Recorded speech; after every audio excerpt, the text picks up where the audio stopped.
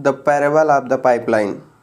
नई अर्थव्यवस्था में अतिरिक्त आमदनी का अस्थायी स्रोत कैसे बनाएं। बर्क हेसेज, अंतर्राष्ट्रीय बेस्टसेलर ड्रीम बीज.com के लेखक। आप भी मिलेनियर बन सकते हैं। प्रिय पाठक, 100 साल पहले आम आदमी का मिलेनियर बनना लगभग असंभव था। 20वीं सदी के मोड़ पर जीवन शैली के इन आंकड़ों पर नज़र डालें। 1900 में अमेरिका में औसत वेतन 22 सेंट प्रति घंटे था। आम कर्मचारी हर साल 200 से $400 के बीच कमाता था, यानी गरीबी रेखा से काफ़ी कम। सिर्फ 6% अमेरिकी हाई स्कूल पास थे। औसत जीवन काल 47 साल था। सिर्फ 14% घरों में बाथटब था। अमेरिका में कुल 8000 कारें थीं और केवल 144 मील पक्की सड़कें थीं।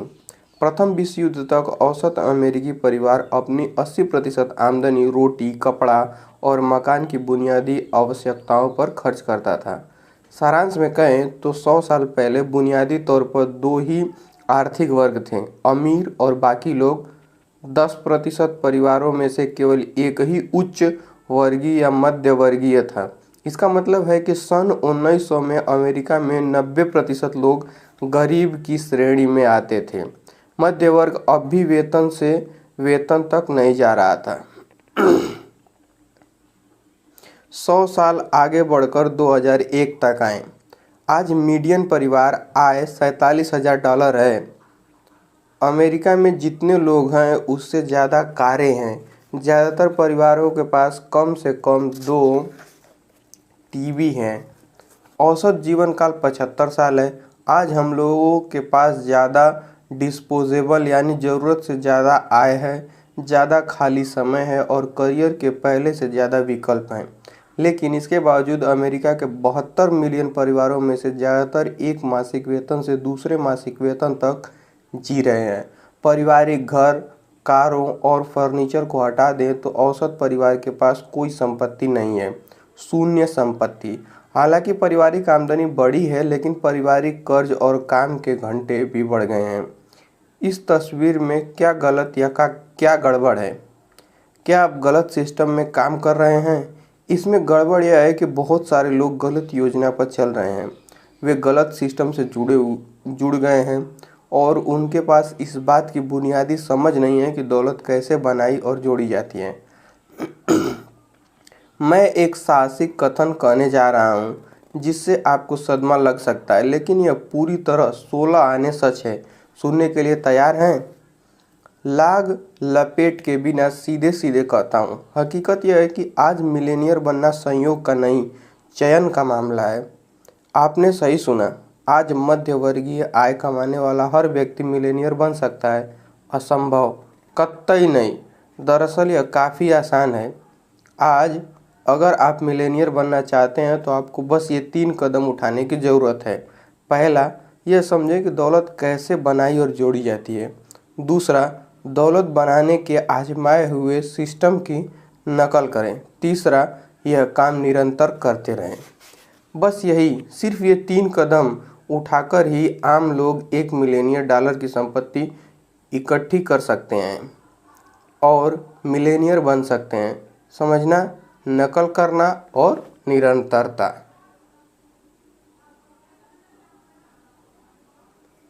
आप इस पुस्तक से क्या सीखेंगे?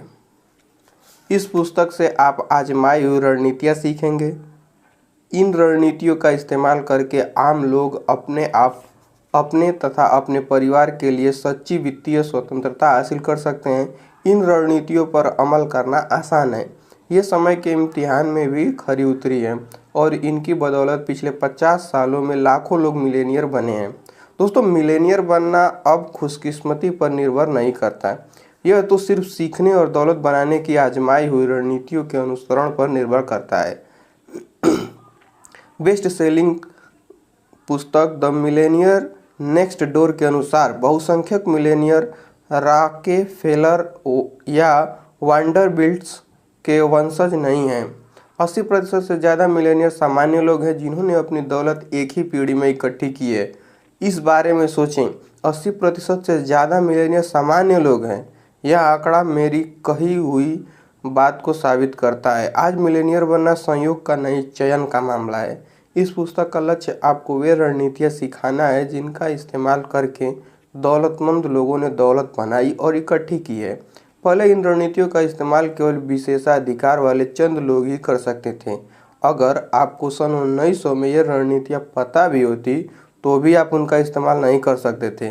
उनका लाभ लेने के लिए आपके पास संभवतः नगद, पैसे या उचित संपर्क नहीं होते। आज वह बात नहीं है, आज स्थिति बदल चुकी है। आज बेहतर प्रौद्योगिकी की बदौलत, मध्यवर्गीय वेतन बढ़ने की बदौलत और ई कंपाउंडिंग यानी ई चक्रवृद्धि नामक नवाचारी बिजनेस मॉडल की बदौलत हाई स्कूल या उससे ज़्यादा की शिक्षा वाला लगभग कोई भी मध्यवर्गीय व्यक्ति अपने धन, समय और संबंधों की लिवरेजिंग करके व्यक्तिगत व वित्तीय स्वतंत्रता हासिल कर सकता है। इस पुस्तक में बताई रणनीतियों का अनुसरण करके आप भी मिलेनियर बन सकते हैं। मिलेनियर क्लब में आपका स्वागत है। भवदीय Burke Hedges. The parable of the pipeline. हर उस व्यक्ति को जिसके पास पाइपलाइन बनाने की बुद्धिमत्ता है और यह ज्ञान दूसरों को देने की इच्छा है। आभार। जब मैं डॉक्टर स्टीव प्राइस के बारे में सोचता हूँ तो अनुशासन, संकल्प, एकाग्रता और धैर्य वे शब्द हैं जो दिमाग में आते हैं। वे इन पांडुलिपि की सफल पूर्णता की रीढ़ थे। स्टीव, आप बेहद गुणी हैं और किसी प्रोजेक्ट को शुरू से अंत तक पूरा देखने के लिए समर्पित भी हैं। मैं आपकी कोटि कोटि प्रशंसा करता हूं और मेरी निगाह में आप अनमोल साझेदार हैं। मैं INTI पब्लिशिंग की अध्यक्ष कैथरीन ग्लोवर का सदैव ऋणी कृतज्ञ हूँ। कैथरीन असाधारण लीडर हैं। इस पुस्तक के सृजन और विकास के दौरान उनका विवरणों पर ध्यान व राय अमूल्य थे। मैं आसानी से पढ़ने वाला लेआउट तैयार करने वाली डोना मॉरिसन के असाधारण काम के लिए उन्हें धन्यवाद देना चाहता हूँ। डोना, आपके साथ काम करना हमेशा आनंददायक होता है। लीज चेरी और उनकी सृजनात्मक टीम को अद्भुत कवर डिज़ाइन के लिए बहुत बहुत धन्यवाद। चेरी डिज़ाइन ने अतिरिक्त आय की ज़बरदस्त शक्ति संप्रेषित करने में छक्का मारा है। टीम INTI के प्रत्येक सदस्य को धन्यवाद दिए बिना यह आभार पूरा नहीं होगा। सैंडी लॉरेंजन INIT के कामकाज को किसी स्विस घड़ी की तरह चलाती है। डी गैरेंट ने उद्योग की 5 सबसे अच्छी वेबसाइट बनाई है तथा उनका प्रबंध करते हैं। सिंडी हाज न सिर्फ वेयरहाउस को कार्यकुशलता से चलाती हैं बल्कि यह काम हमेशा मुस्कुरा कर करती हैं। CFO ज्वेल पैरेगो कंप्यूटर विशेषज्ञ हैं और अकाउंटिंग की उस्ताद भी। ज्वेल, हम आपके बिना क्या करेंगे। अंत में मैं अपने पिता को धन्यवाद देना चाहता हूं जिन्होंने मेरी किशोरावस्था में इस बात पर जोर दिया था कि जीवन में पाइपलाइनें बनाना जरूरी है क्योंकि पाइपलाइनें ही जीवन की डोर होती हैं। डैडी, आपके धैर्य और शाश्वत बुद्धिमत्ता के लिए धन्यवाद। बर्क हैसेज की डेस्क से आपकी पाइपलाइनें आपके जीवन की डोर हैं। मेरे पिताजी 25 साल पहले गुजर गए थे, लेकिन आज भी मुझे उनके साथ शाम को खेले गए शतरंज के मैच इतनी अच्छी तरह याद हैं मानो वे कल की ही बात हो। मुझे याद है कि इक्वाडोर के तट पर हमारे बीच हाउस के बरामदे में प्रशांत महासागर का नज़ारा दिखता था और मैं वहाँ शतरंज की बिसात बिछाने में पिताजी की मदद करता था। मुझे याद है कि मैं सफ़ेद बालुई तट पर लहरों को बिखेरते देखता था। मुझे याद है कि नमकीन पानी की धुंध पर गुड़हल की खुशबू तैरती रहती थी। मुझे याद है कि मैं नरम पीले सूरज को भूरे क्षितिज के नीचे डूबते देखता था। हम अंधेरा होने तक शतरंज खेलते थे। पिताजी बोलते थे, मैं सुनता था। मुझे याद है क्षितिज को निहारते वक्त उन्होंने कई बार यह वाक्य बोला था, कभी किसी चीज़ को अस्थायी मानकर न चलें। एक ही दिन में राजा से रंक, कभी किसी चीज़ को अस्थायी मानकर न चलें। पिताजी 1959 का जिक्र कर रहे थे जब कास्त्रो ने क्यूबा पर कब्जा किया था। इस क्रांति से पहले पिताजी क्यूबा के सबसे अमीर लोगों में गिने जाते थे। टाइम पत्रिका के एक लेख के अनुसार पिताजी की नेटवर्थ $20 मिलियन से ज़्यादा थी, जो आज के डॉलरों से डॉलरों में कम से कम 200 मिलियन डॉलर होगी। वे 12 अलग अलग व्यवसायों के मालिक थे, जिनमें कपास की मिल, रिटेल स्टोर, टेक्सटाइल मिल, रसायन बनाने वाला कारखाना और कमर्शियल रियल एस्टेट शामिल थे। जब कास्त्रो ने सत्ता हाथिया ली तो मेरे माता पिता खाली हाथ कोरे कपड़ों में भागकर जमैका पहुंचे। कास्त्रो ने पिताजी के व्यवसाय और बैंक खातों को जब्त कर लिया।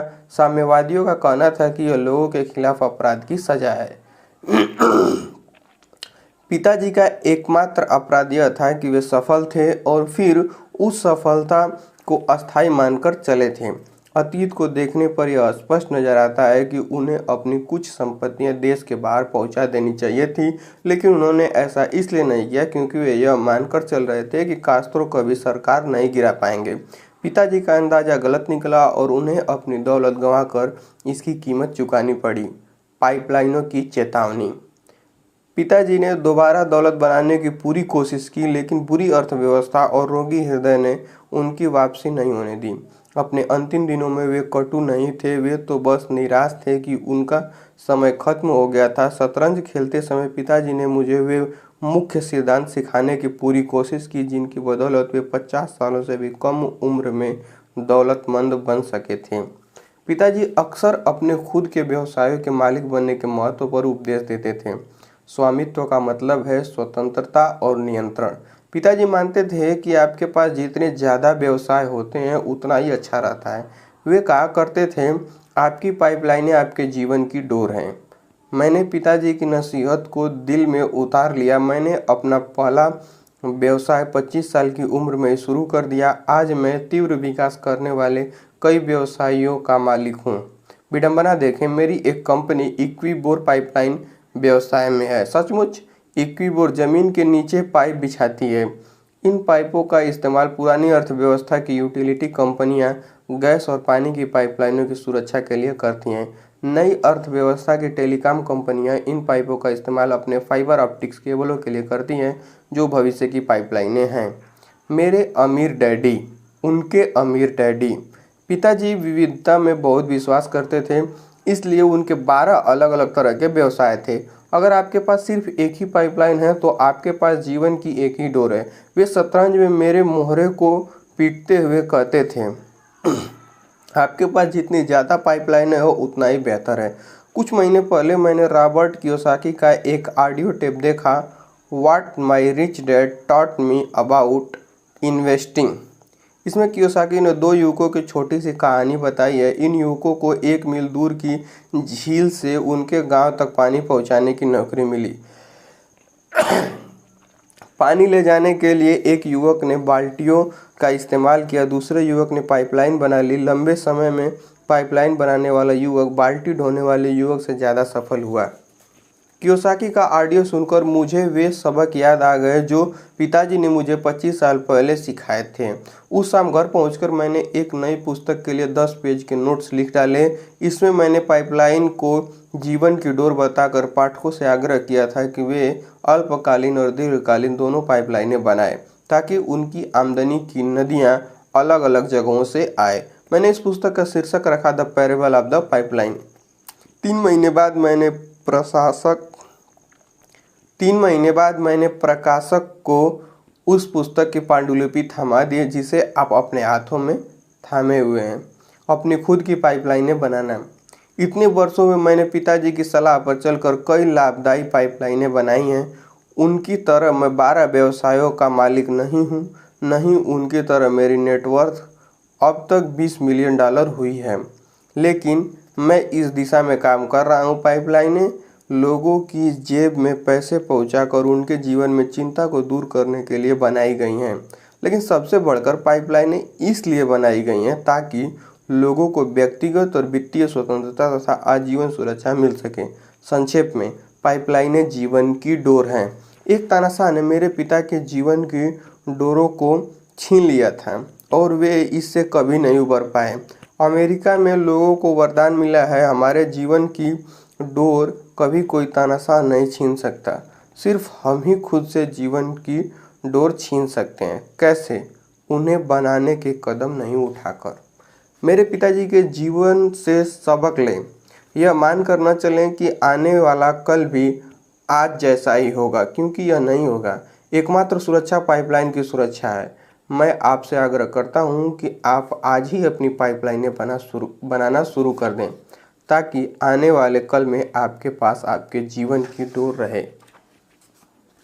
प्रस्तावना 1801 मध्य इटली की घाटी। यह सन 1801 की बात है। इटली के एक छोटे से गांव में पाब्लो और ब्रूनो नाम के दो महत्वाकांक्षी युवक कजिन अगल बगल में रहते थे। दोनों पक्के दोस्त थे और बड़े सपने देखते थे। वे लगातार बातें करते थे कि किसी दिन किसी न किसी तरह वे गांव के सबसे अमीर आदमी बन जाएंगे। वे दोनों ही प्रतिभाशाली भी थे और मेहनती भी। उन्हें तो बस एक अवसर की जरूरत थी। एक दिन उन्हें वो अवसर मिल गया। गांव वालों ने दो आदमियों को नियुक्त करने का निर्णय लिया, जो नज़दीक की नदी से पानी लाकर शहर के चौक के हौज में डालें। यह नौकरी पाब्लो और ब्रूनो को मिल गई। दोनों ने एक एक बाल्टी पकड़ी और नदी की तरफ चल दिए। शाम तक उन्होंने शहर के हौज को लबालब भर दिया था। गांव के मुखिया ने उन्हें पानी की हर बाल्टी के लिए एक एक पेनी का भुगतान किया। हमारा सपना सच हो गया, ब्रूनो चिल्लाया। मुझे अपनी खुशकिस्मती पर यकीन नहीं हो रहा है। लेकिन पाब्लो को इतना यकीन नहीं था। भारी बाल्टियां ढोने की वजह से उनकी पीठ में दर्द हो रहा था और उसके हाथों में छाले पड़ गए थे। अगली सुबह फिर उन्हें ढोने की बात सोचकर ही उसे दहशत हो रही थी। उसने संकल्प लिया कि वह नदी से गांव तक पानी लाने का कोई ज़्यादा अच्छा उपाय सोचेगा। पाब्लो बना पाइपलाइन पुरुष। जब वे दोनों अगली सुबह अपनी अपनी बाल्टियां उठाकर नदी की तरफ जाने लगे तो पाब्लो ने कहा, ब्रूनो, मेरे पास एक योजना है। चंद सिक्कों के बदले में दिन भर बाल्टियां ढोने के बजाय क्यों न हम नदी से गांव तक पाइपलाइन बना लें। ब्रूनो चलते चलते एक कदम रुक गया। पाइपलाइन? ऐसा किसने सुना है? ब्रूनो चिल्लाया। पाब्लो, हमारे पास एक बेहतरीन नौकरी है। मैं एक दिन में 100 बाल्टियां उठा सकता हूँ। एक बाल्टी के बदले एक पेनी मिलती है, यानी दिन भर में $1।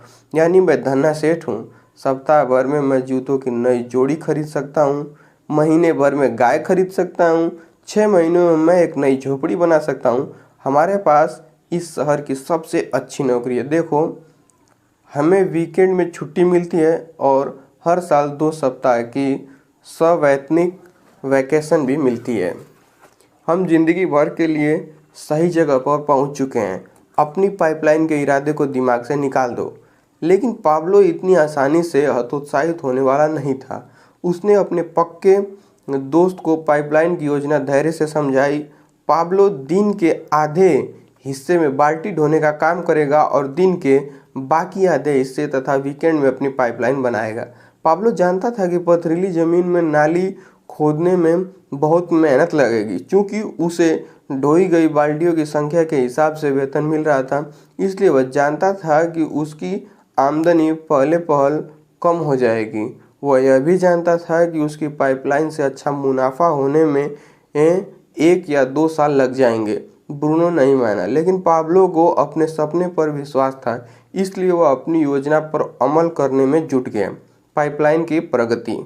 ब्रूनो और बाकी गांव वाले पाब्लो की हंसी उड़ाने लगे। वे उसे मजाक में पाब्लो पाइपलाइन पुरुष कहते थे। ब्रूनो पाब्लो से दोगुना काम कर रहा था, इसलिए वह लगभग दोगुने पैसे भी कमा रहा था। वह अपनी नई खरीदी चीज़ों की शान झाड़ता रहता। उसने चमड़े की नई काठी वाला एक गधा खरीद लिया, जो उसकी नई 2 मंजिला झोपड़ी के बाहर खड़ा रहता था। उसने नए कपड़े खरीदे। वह सराय में लजीज भोजन करने लगा। गांव वाले उसे मिस्टर ब्रूनो कहते थे और जब वह शराब खाने मौजूद सभी लोगों को अपनी तरफ से एक गिलास शराब पिलाता था तो वे सभी उसकी तारीफों के पुल बांधते थे और उसके मजाक पर जमकर हंसते थे। छोटे काम यानी बड़े परिणाम। जब ब्रूनो शाम को और वीकेंड में अपने जालीदार झूले में लेटा रहता था, तब पाब्लो अपनी पाइपलाइन खोदता रहता था। पहले कुछ महीनों में तो पाब्लो की मेहनत का कोई फल नहीं दिख रहा था। काम मुश्किल था, ब्रूनो के काम से भी ज़्यादा मुश्किल, क्योंकि पाब्लो शाम को और वीकेंड में भी काम कर रहा था, लेकिन पाब्लो खुद को बार बार याद दिलाता रहा है कि कल के सपने आज के त्याग से ही साकार होते हैं। हर दिन वह खुदाई करता रहा, एक बार में 1 इंच, एक एक इंच करके। यह बहुत आसान है। पथरीली जमीन पर कुदाली चलाते समय वह खुद को बोलता रहा, इंच 1 फुट में बदल गए, फिर 10 फुट, फिर 20 फुट, फिर 100। अल्पकालीन कष्ट का मतलब है दीर्घकालीन लाभ। वह खुद को याद दिलाता था। जब वह दिन भर के काम के बाद थका मांदा अपनी सामान्य झोपड़ी में घुसता था, वह अपनी सफलता को मापने के लिए हर दिन के लक्ष्य तय करता था और देखता था कि वे पूरे हुए हैं या नहीं। वह यह बात जानता था कि आगे चलकर उसे अपने प्रयासों की तुलना में बहुत बहुत ज़्यादा पुरस्कार मिलेंगे। अपनी निगाह पुरस्कार पर रखो, उसने बार बार दोहराया। जब वह गांव के शराबखाने से आती हंसी की आवाज़ें सुनते हुए सो गया। अपनी निगाह पुरस्कार पर रखें, निचले वाला पलड़ा ऊपर पहुंच जाता है। दिन महीनों में बदल गए। एक दिन पाब्लो को इस बात का एहसास हुआ कि उसकी पाइपलाइन आधी पूरी हो गई थी। इसका मतलब यह था कि उसे अपनी बाल्टियां भरने के लिए अब सिर्फ आधी दूर तक ही पैदल चलना होगा। बचने वाले समय को भी पाब्लो ने अपनी पाइपलाइन पर काम करने में लगा दिए। पाइपलाइन पूरी होने की तारीख तेजी से और ज़्यादा तेजी से करीब आ रही थी। पाइपलाइन बनाने के बीच आराम करते समय पाब्लो अपने पुराने दोस्त ब्रूनो को बाल्टियां ले जाते देखता था। ब्रूनो के कंधे अब काफ़ी झुक गए थे, वह दर्द में झुका हुआ था और हर दिन हमाली करने की वजह से उसकी चाल धीमी हो गई थी। अब ब्रूनो नाराज और खिन्न था। वह इस बात से चिढ़ रहा था कि वह हर दिन बाल्टियां ढोने के लिए अभी सख्त है, जिंदगी भर। अब वो अपने जालीदार झूले में कम समय बिताता था और शराब खाने में ज़्यादा समय बिताता था। शराब खाने के लोग ब्रूनो को आते देखकर फुसफुसाते थे, लो ब्रूनो बाल्टी वाला आ गया। फिर जब शहर का अव्वल शराबी ब्रूनो की झुकी हुई मुद्रा और पैर घसीटकर चलने वाली चाल की नकल करता था तो सभी लोग खीखी करने लगते थे। अब ब्रूनो सबको अपनी तरफ से एक गिलास शराब नहीं पिलाता था, नहीं वह चुटकुले सुनाता था। अब तो वह खाली बोतलों से भरे अंधेरे कोने में अकेले बैठना पसंद करता था। आखिरकार पाब्लो का बड़ा दिन आ गया। पाइपलाइन पूरी हो गई। गांव वालों ने आसपास भीड़ लगा ली। जब पानी पाइपलाइन से बहता हुआ गांव के हौज में आ गया, अब गांव के पास ताज़े पानी की अस्थायी आपूर्ति हो चुकी थी, इसलिए आसपास के इलाके के लोग उस गांव में आकर बसने लगे और इसका विकास हुआ तथा यह समृद्ध हुआ। एक बार जब पाइपलाइन पूरी हो गई तो पाब्लो को बाल्टियां ढोकर पानी लाने की कोई ज़रूरत नहीं रह गई। पानी बहता रहता था, चाहे वह काम करे या न करे। यह तब भी बहता रहता था जब वह खाना खाता था, यह तब भी बहता रहता था जब वह सोता था, यह वीकेंड पर भी बहता रहता था जब वह खेलता था। गांव में जितना ज़्यादा पानी बहकर आता था उतना ही ज़्यादा पैसा बहकर पाब्लो की जेब में आ जाता था। पाइपलाइन वाला पाब्लो अब चमत्कारी पाब्लो के नाम से मशहूर हो गया। नेताओं ने उसकी दूरदृष्टि की प्रशंसा की और उससे मेयर का चुनाव लड़ने को कहा, लेकिन पाब्लो समझता था कि उसने जो किया था वह चमत्कार नहीं था, यह तो एक बहुत बड़े सपने का सिर्फ पहला चरण था। देखिए, पाब्लो के पास ऐसी योजनाएं थी जो उसके गांव से बहुत बहुत आगे तक जाती थी। पाब्लो की योजना पूरे संसार में पाइपलाइनें बनाने की थी। मदद के लिए अपने मित्र को नियुक्त करना। पाइपलाइन आने की वजह से ब्रूनो बाल्टी वाले का काम ठप हो गया। पाब्लो को दुख होता था जब वो अपने पुराने दोस्त को शराब खाने में मुफ्त शराब के लिए भीख मांगते देखता था। इसलिए पाब्लो ने ब्रूनो के साथ एक मुलाकात तय की। ब्रूनो, मैं यहाँ तुम्हारी मदद मांगने आया हूँ। ब्रूनो ने अपने झुके हुए कंधे सीधे किए और उसकी काली आंखें सिकुड़ गईं। उसने फुफकारते हुए कहा, मेरा मजाक मत उड़ाओ। पाब्लो ने कहा, मैं यहाँ शान झाड़ने नहीं आया हूँ, मैं तो तुम्हें एक बेहतरीन कारोबारी अवसर देने आया हूँ। मेरी पहली पाइपलाइन पूरी करने में मुझे 2 साल से ज़्यादा लग गए, लेकिन इन 2 सालों में मैंने बहुत कुछ सीखा है। मैं जानता हूँ कि किन औजारों का इस्तेमाल करना है, कहाँ खोदना है, कैसे पाइपलाइन बिछानी है। रास्ते में चलते चलते मैंने नोट्स लिए हैं और एक ऐसा सिस्टम तैयार किया है जिससे मैं एक और पाइपलाइन बना सकता हूँ, और फिर एक और एक और। मैं अकेला ही 1 साल में पाइपलाइन बना सकता हूँ, लेकिन यह मेरे समय का सर्वश्रेष्ठ उपयोग नहीं होगा। मेरी योजना यह है कि मैं तुम्हें और दूसरों को यह सिखा दूँ कि पाइपलाइन कैसे बनानी है, और इसके बाद तुम दूसरों को सिखाना, और हम में से हर व्यक्ति दूसरों को सिखाएगा जब तक कि इस इलाके के हर गांव में पाइपलाइन न पहुंच जाए, फिर देश के हर गांव में एक पाइपलाइन न पहुंच जाए, और अंततः पूरे संसार के हर गांव में एक पाइपलाइन न पहुंच जाए। जरा सोचो, पाब्लो ने आगे कहा, हम उन पाइपलाइनों से गुजरने वाले 1 गैलन पानी के बदले में थोड़े पैसे ले सकते हैं। पाइपलाइनों से जितना ज़्यादा पानी बहेगा, हमारी जेब में भी उतना ही ज़्यादा पैसा बहकर आ जाएगा। मैंने जो पाइपलाइन बनाई है वह सपने का अंत नहीं है, यह तो सिर्फ शुरुआत है।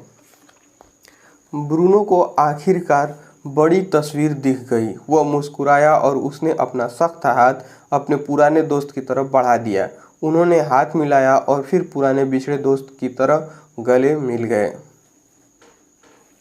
बाल्टी ढोने वाले संसार में पाइपलाइन के सपने। वर्षों गुजर गए। पाब्लो और ब्रूनो काफ़ी पहले रिटायर हो चुके हैं, लेकिन उनका विश्वव्यापी पाइपलाइन व्यवसाय अभी उनके बैंक खातों में हर साल करोड़ों डॉलर बहाकर लाता है। कई बार तो देहात में यात्रा करते वक्त पाब्लो और ब्रूनो पानी की बाल्टियां ढोने वाले युवक के पास से गुजरते थे। यह देखकर बचपन के दोस्त रुक जाते थे। वे युवकों को अपनी कहानी बताते थे और उनकी खातिर पाइपलाइन बनाने में उनकी मदद करने का प्रस्ताव रखते थे। कुछ लोग उनकी बात सुनते थे और पाइपलाइन व्यवसाय शुरू करने के अवसर पर उछल पड़ते थे, लेकिन दुखद बात यह है कि ज़्यादातर बाल्टी ढोने वाले जल्द ही पाइपलाइन के विचार को खारिज कर देते थे। पाब्लो और ब्रूनो बार बार एक जैसे बहाने सुनते थे, मेरे पास समय नहीं है, मेरे दोस्त ने मुझे बताया था कि वह एक दोस्त के दोस्त को जानता है जिसने पाइपलाइन बनाने की कोशिश की थी और नाकाम रहा था। जो लोग जल्दी अंदर जाते हैं सिर्फ वही पाइपलाइनों से पैसे कमा पाते हैं। मैंने ज़िंदगी भर बाल्टियाँ ढोई है, मैं तो जो जानता हूँ वही करता रहूँगा। मैं कुछ लोगों को जानता हूँ जिनका पैसा पाइपलाइन घोटाले में डूब गया था, मैं तो यह हरगिज नहीं करूँगा। इतने सारे लोगों में भविष्य दृष्टि का अभाव था। यह देखकर पाब्लो और ब्रूनो दुखी हो जाते थे, लेकिन दोनों दोस्त बाद में इस तथ्य को स्वीकार कर लेते थे कि वे बाल्टी ढोने वाले संसार में रहते हैं, इसलिए बहुत कम लोग ही पाइपलाइन के सपने देखने की हिम्मत कर सकते हैं। खंड 1, हम बाल्टी ढोने वाले संसार में रहते हैं। अध्याय 1, आप कौन हैं? बाल्टी ढोने वाले हमाल या पाइपलाइन निर्माता? ब्रूनो, मेरे पास एक योजना है। जब अगली सुबह वे दोनों अपनी बाल्टी लेकर नदी से पानी लाने के लिए चले तो पाब्लो ने कहा, चंद सिक्कों के बदले में दिन भर बाल्टियाँ ढोने के बजाय हम नदी से गांव तक पाइपलाइन क्यों न बना लें? ब्रूनो चलते चलते एकदम रुक गया। पाइपलाइन? ऐसा किसने सुना है? ब्रूनो चिल्लाया, the parable of the pipeline से। आप कौन हैं? बाल्टी ढोने वाले हमाल या पाइपलाइन के निर्माता? क्या आपको सिर्फ तभी पैसे मिलते हैं जब आप खुद जाकर काम करते हैं, बाल्टी वाले हमाल ब्रूनो की तरह, या फिर आप एक बार काम करते हैं और आपको उसके बदले में बार बार पैसे मिलते हैं, पाइपलाइन निर्माता पाब्लो की तरह? अगर आप ज़्यादातर लोगों जैसे हैं तो आप बाल्टी ढोने वाली योजना पर काम कर रहे हैं। मैं इसे समय के बदले पैसे का जाल कहता हूँ। आप समीकरण जानते हैं, 1 घंटे के काम के बदले 1 घंटे का भुगतान, 1 महीने के काम के बदले 1 महीने का भुगतान, 1 साल के काम के बदले 1 साल का भुगतान। जाना पहचाना लगता है। बाल्टी ढोने के साथ समस्या यह है कि जब बाल्टी ढोना बंद हो जाता है तो पैसा आना भी बंद हो जाता है, जिसका मतलब है कि सुरक्षित नौकरी या सपनों की नौकरी सिर्फ एक मुगालता है। बाल्टियाँ ढोने का अंदरूनी खतरा यह है कि आमदनी निरंतर नहीं, अस्थायी होती है। अगर ब्रूनो किसी दिन सुबह उठे और उसकी पीठ अकड़ी हुई हो और वह बिस्तर से न उठ पाए तो वह उस दिन कितने पैसे कमाएगा? शून्य। कोई काम नहीं तो कोई दाम नहीं। यही बाल्टी ढोने वाली हर नौकरी में होता है। एक बार जब बाल्टी ढोने वाले अपनी मेडिकल छुट्टियों और वैकेशन की छुट्टियों का इस्तेमाल कर लेते हैं तो उसके बाद अगर वे बाल्टियां नहीं ढोएंगे तो उन्हें वेतन का चेक नहीं मिलेगा। गणित बहुत सरल है। कोई बाल्टी नहीं बराबर कोई भुगतान नहीं। दंत चिकित्सक अब बाल्टियां नहीं ढो सकती। यहाँ असल जीवन का एक उदाहरण है। मेरी पुरानी दंत चिकित्सक वह सबसे अच्छी दंत चिकित्सक थी जिसके पास मैं कभी गया था। वह बेहद पेशेवर थी, इलाज का बहुत कुशल तरीका था, बेहतरीन व्यक्तित्व था, बेहतरीन तकनीशियन थी। हर बार इलाज लगभग दर्द रहित होता था। इसके अलावा वह अपने काम से प्यार करती थी और अपने काम के घंटे खुद तय करती थी। उसका क्लिनिक सप्ताह में केवल 3 ही दिन खुलता था ताकि वह अपने परिवार के साथ 4 दिनों का वीकेंड बिता सके।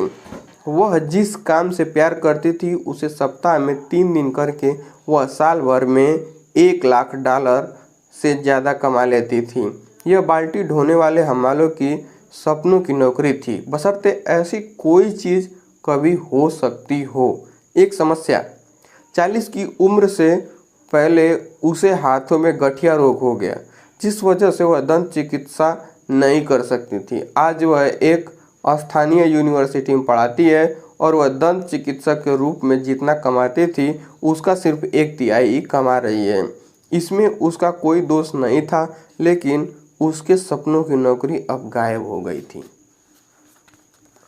अब क्या आप समझ सकते हैं कि मैं यह बात क्यों कहता हूँ कि बाल्टी ढोने वाली सुरक्षित नौकरी जैसी कोई चीज़ नहीं होती?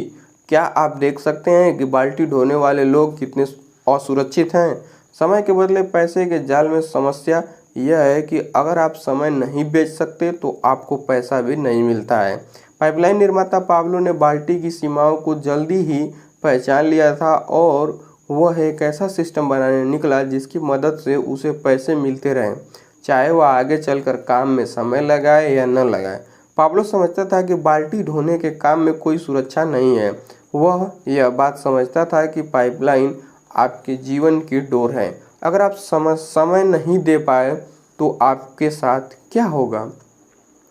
आपके बारे में आप क्या करेंगे? अगर आपकी आमदनी कल रुक जाए, क्या होगा अगर आपकी छटनी हो जाए? क्या होगा अगर आप बीमार पड़ जाएं या अपाहिज हो जाएं और बाल्टियां न ढो पाएं?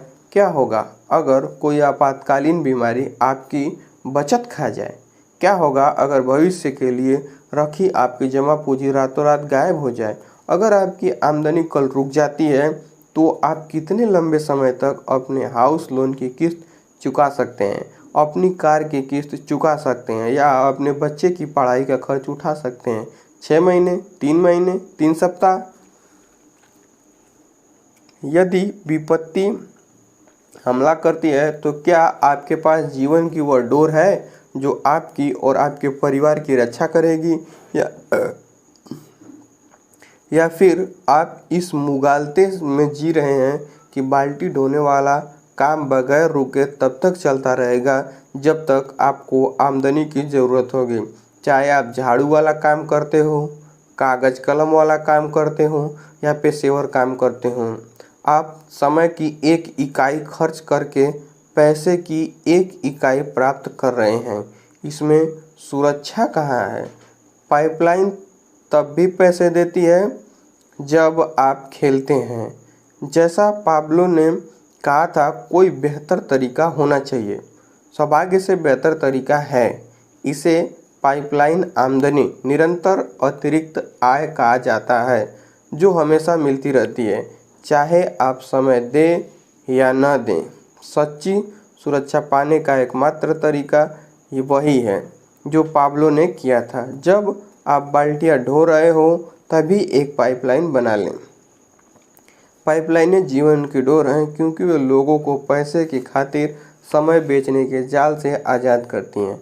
पाइपलाइन बनाते समय आप एक बार काम करते हैं, लेकिन उस काम के बदले में आपको बार बार पैसे मिलते रहते हैं। पाइपलाइनों हर समय खुली रहती हैं, यानी 24/7 365 दिन इसका मतलब है कि पाइपलाइनें आपको आपकी जेब में तब भी पैसे डालती हैं जब आप सोए हों, या जब आप खेल रहे हों, या जब आप रिटायर हो चुके हों, या जब आप बीमार हों, अपाहिज हों और काम न कर सकते हों, या आपातकालीन स्थितियों में यह अतिरिक्त आमदनी की शक्ति है। इसलिए मैं कहता हूँ कि आपकी पाइपलाइनें आपके जीवन की डोर हैं। अध्याय 2, हम बाल्टी ढोने वाले संसार में रहते हैं।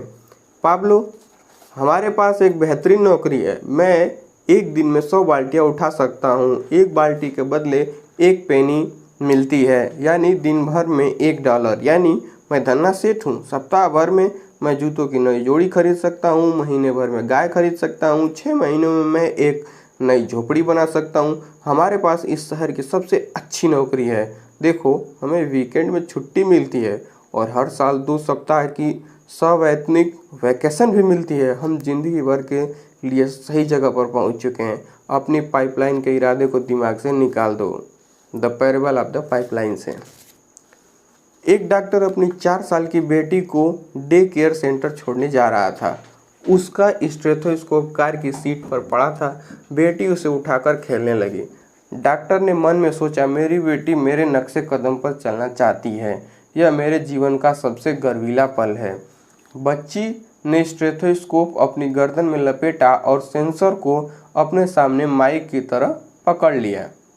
मैकडॉनल्ड में आपका स्वागत है। क्या मैं आपका ऑर्डर ले सकती हूँ?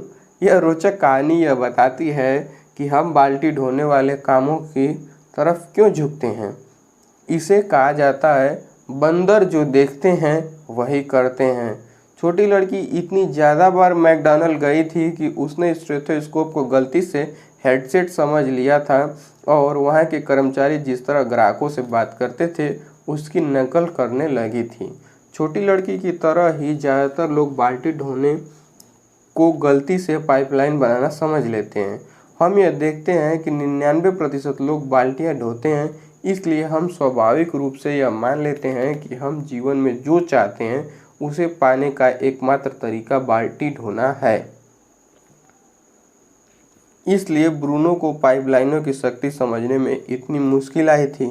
पाब्लो पहला पाइपलाइन निर्माता था जिसे ब्रूनो जानता था। ब्रूनो ने पाइपलाइनों को इसलिए अस्वीकार कर दिया था क्योंकि वे अलग थी। ब्रूनो के लिए पाइपलाइनें प्रमाणित नहीं थी। ब्रूनो के लिए पाइपलाइनें क्रांतिकारी रूप से नई और जोखिम भरी थी। बहुसंख्यक लोग ब्रूनो की तरह सोचते हैं। बड़े होते समय हम बाल्टी ढोने वाले कड़के लोगों से घिरे रहते हैं, इसलिए हम यह मान लेते हैं कि संसार में यही होता है। इससे मुझे एक बम्पर स्टिकर याद आ जाता है जिसे मैंने कुछ समय पहले देखा था। 1 लाख चूहे गलत नहीं हो सकते। लोग बाल्टी ढोने वालों के बारे में भी यही सोचते हैं। 100 मिलियन बाल्टी ढोने वाले लोग गलत नहीं हो सकते। देखिए, वे हो सकते हैं। बाल्टी उठाने का निर्णय लेना। आइए सच का सामना करते हैं। इस संसार में जितने पाइपलाइन के निर्माता हैं उससे बहुत ज़्यादा बाल्टी ढोने वाले हमाल हैं। क्यों? क्योंकि बाल्टी ढोना वह राह है जिस पर हमारे माता पिता चले थे और उन्होंने हमें भी उसी पर चलना सिखाया। बाल्टी ढोने वाला मॉडल आपको बताता है कि बाल्टी ढोने वाले संसार में आगे बढ़ने के लिए आपको यह करना होगा। स्कूल जाओ और सीखो कि बाल्टियाँ कैसे ढोना है। बहुत कड़ी मेहनत करो। ज़्यादा बड़ी बाल्टियाँ ढोने के अधिकारी बनो। बाल्टी कंपनी ए से इस्तीफा देकर बाल्टी कंपनी बी की नौकरी कर लो ताकि आपको ज़्यादा बड़ी बाल्टियाँ ढोने को मिले। ज़्यादा घंटे काम करो ताकि आप ज़्यादा बाल्टियाँ ढो सको। बच्चों को बाल्टियाँ ढोने का बेहतरीन प्रशिक्षण देने वाले कॉलेज में पढ़ने जाओ। धातु की बाल्टियाँ उठाने से करियर बदलो और प्लास्टिक की बाल्टियाँ उठाओ, फिर डिजिटल बाल्टियाँ उठाओ। उस दिन के सपने देखो जब आप बाल्टियाँ ढोने के काम से रिटायर हो सकते हो। तब तक उन बाल्टियों को ढोते रहो। ये सब बाल्टी ढोने वाले लोग अपने प्रयासों के बदले में कितना कमाते हैं? आश्चर्यजनक रूप से बहुत कम। परेड मैगजीन के लोग कितना कमाते हैं? वार्षिक सर्वे के अनुसार अमेरिका का औसत कर्मचारी साल में $28,500 कमाता है। लगभग 20% टैक्स घटा दें तो जीवन यापन के लिए $22,500 बचते हैं। आइए सच का सामना करते हैं। $22,500 इतनी रकम नहीं है कि 4 लोगों के परिवार की बुनियादी ज़रूरतें पूरी हो जाए। इसका मतलब है बहुसंख्यक लोग ज़्यादा पैसों के लिए बुरी तरह छटपटा रहे हैं। बाल्टियों की झांकी। जब बाल्टियाँ ढोने वालों को ज़्यादा पैसे चाहिए होते हैं तो वे क्या करते हैं? क्योंकि उनकी बाल्टी ढोने वाली मानसिकता है, इसलिए वो बाल्टी ढोने वाला समाधान सोच लेते हैं। अगर आपको ज़्यादा पैसे की ज़रूरत हो तो आपको ज़्यादा बाल्टियाँ ढोनी होंगी। बाल्टी ढोने वाले डैडी कहते हैं, मैं शाम को और वीकेंड में बाल्टियाँ ढोने वाली दूसरी नौकरी कर लूँगा। बाल्टी ढोने वाली मम्मी कहती है, बच्चों के पैदा होने से पहले मैं बाल्टियाँ ढोने की जो नौकरी करती थी उसे दोबारा कर सकती हूँ। बाल्टियाँ ढोने वाले मम्मी डैडी गुजारा करते हैं, बच्चे स्कूल के बाद और गर्मियों में बाल्टियाँ ढोने का काम कर सकते हैं और यही वे करते हैं। परिणाम, आज उत्तर अमेरिका के लोग संसार में सबसे लंबे घंटे काम करते हैं, काम के दीवाने जापानियों से भी ज़्यादा। क्या ज़्यादा बाल्टियाँ ढोकर ज़्यादा पैसे कमाने की योजना कामयाब हो रही है? एक शब्द में, नहीं। यहाँ भावहीन कठोर तथ्य बताए जा रहे हैं। उपभोक्ता कर्ज रिकॉर्ड स्तर पर है। अमेरिका में मकान पर कर्ज पिछले 17 सालों में 4 गुने से ज़्यादा हो गए हैं। आज औसत परिवार के पास डिस्पोजेबल या प्रयोग के लिए उपलब्ध आमदनी में जो $1 होता है उस पर 95 सेंट का कर्ज है। परिवार के भरण पोषण के लिए काम करने वाली महिलाओं का अनुपात पिछले 20 सालों में 2 गुने से ज़्यादा हो गया है। यह 1980 में 19% था, जो आज बढ़कर 46% हो चुका है। बिल चुकाने के लिए ज़्यादा से ज़्यादा लोग अपनी सबसे बड़ी अकेली संपत्ति यानी उनके घर पर दूसरी और तीसरी मॉर्गेज ले रहे हैं। व्यक्तिगत तौर पर दिवालिया होने वालों की संख्या हर साल बढ़ती जा रही है। सन 2000 में यह आंकड़ा बढ़कर 14 लाख तक पहुंच गया है। हालांकि अर्थव्यवस्था में उछाल है। हेलो, इस चित्र में क्या गलत है? ज़्यादा बड़ी बाल्टियाँ ढोने की भ्रांति। बाल्टियाँ ढोने वाले तर्क देते हैं कि ज़्यादा बड़ी बाल्टियों का मतलब है ज़्यादा वेतन। इसलिए बाल्टियाँ ढोने वाले खुद से कहते हैं कि अगर उन्हें ज़्यादा बड़ी बाल्टियाँ ढोने की नौकरी मिल जाए तो सब कुछ ठीक हो जाएगा।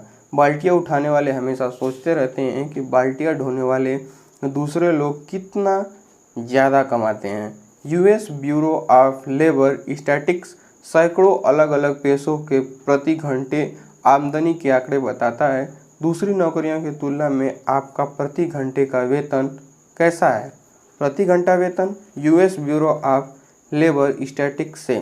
पेशा, fast food cook $6.29, gas station attendant $7.34 प्रति घंटा वेतन, चौकीदार $8.44, रिटेल सेल्स पर्सन $9.12, सेक्रेटरी $11.86, छत डालने वाला $13.63, कार मैकेनिक $13.97, ट्रक ड्राइवर $14.08, दमकल कर्मी $15.63, डाकिया $16.39, loan officer $20.05, computer programmer $25.67, chemical engineer $29.44, भौतिक शास्त्री $33.23, वकील $36.49, दंत चिकित्सक $44.40, डॉक्टर सर्जन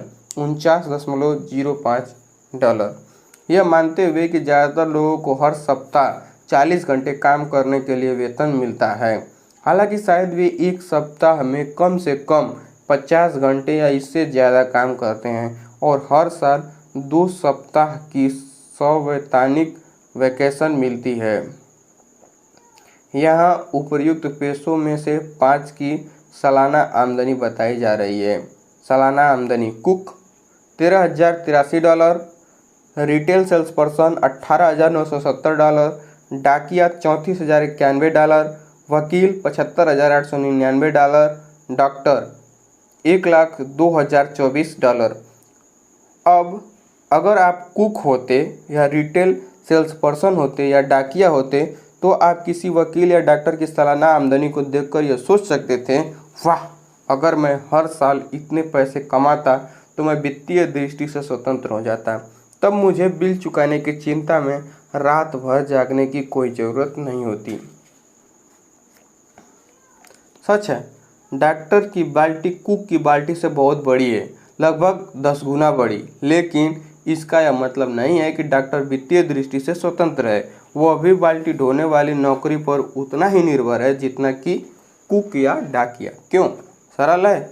पेशेवर लोग औसत कर्मचारी से ज़्यादा कमाते हैं, लेकिन वे ज़्यादा खर्च भी करते हैं। सच तो यह है कि हर साल 6 अंकों की आमदनी कमाने वाले डॉक्टर या वकील अपनी ज़्यादातर आमदनी अपनी ठाठदार जीवनशैली पर खर्च कर देते हैं। एक औसत कर्मचारी के खर्च की तुलना किसी पेशेवर के खर्च से करके देखते हैं। औसत कर्मचारी $5,000 की सेकेंड हैंड कार चलाता है। डॉक्टर या वकील $45,000 की लेक्सस चलाता है। औसत कर्मचारी अपने बच्चे को मुफ्त के सरकारी स्कूलों में भेजता है। डॉक्टर या वकील निजी स्कूल पर पैसे खर्च करते हैं। औसत कर्मचारी $75,000 के घर का स्वामी होता है। डॉक्टर या वकील $3,50,000 के घर का स्वामी होता है। औसत कर्मचारी सप्ताह में एक बार पिज्जा हट में खाता है। डॉक्टर या वकील सप्ताह में 2 बार बड़े रेस्तरां में खाते हैं। औसत कर्मचारी वैकेशन का खर्च नहीं उठा सकता। डॉक्टर या वकील हर साल परिवार को पर्यटन स्थल की सैर कराने ले जाता है। औसत कर्मचारी किसी सार्वजनिक कोर्स में गोल्फ खेलता है। डॉक्टर या वकील 1 या 2 महंगे कंट्री क्लब का सदस्य होता है। आप स्थिति समझ गए होंगे। लोग डॉक्टरों, वकीलों और अकाउंटेंटों से इसलिए ईर्ष्या करते हैं क्योंकि वे बड़ी बाल्टियां ढो रहे हैं। सच है, डॉक्टर की बाल्टी कुक की बाल्टी से 10 गुना ज़्यादा बड़ी हो सकती है, लेकिन डॉक्टर 10 गुना ज़्यादा खर्च भी करता है। इसलिए अंत में उन दोनों का हाल एक जैसा होता है। एक वेतन से दूसरे वेतन तक जीना। बाल्टियां अंततः सूख जाती हैं। Best seller the Millionaire next door के लेखक थॉमस जे स्टैनली और विलियम डी डैंको ने बताया है कि बड़ी बाल्टियां ढोने का मतलब दौलत बनाना नहीं है। लेखक संपन्न इलाकों में रहने वाले लोगों का सर्वे करने के बाद इस निष्कर्ष पर पहुंचे, क्योंकि उनकी मान्यता थी कि जो लोग महंगी कार चलाते हैं और महंगे घरों में रहते हैं वे दौलतमंद थे। उफ, गलत अनुमान। स्टैनली और डैंको दौलत बनाने के बारे में इस आश्चर्यजनक निष्कर्ष पर पहुंचे। अमेरिका में दौलत के बारे में ज़्यादातर लोगों की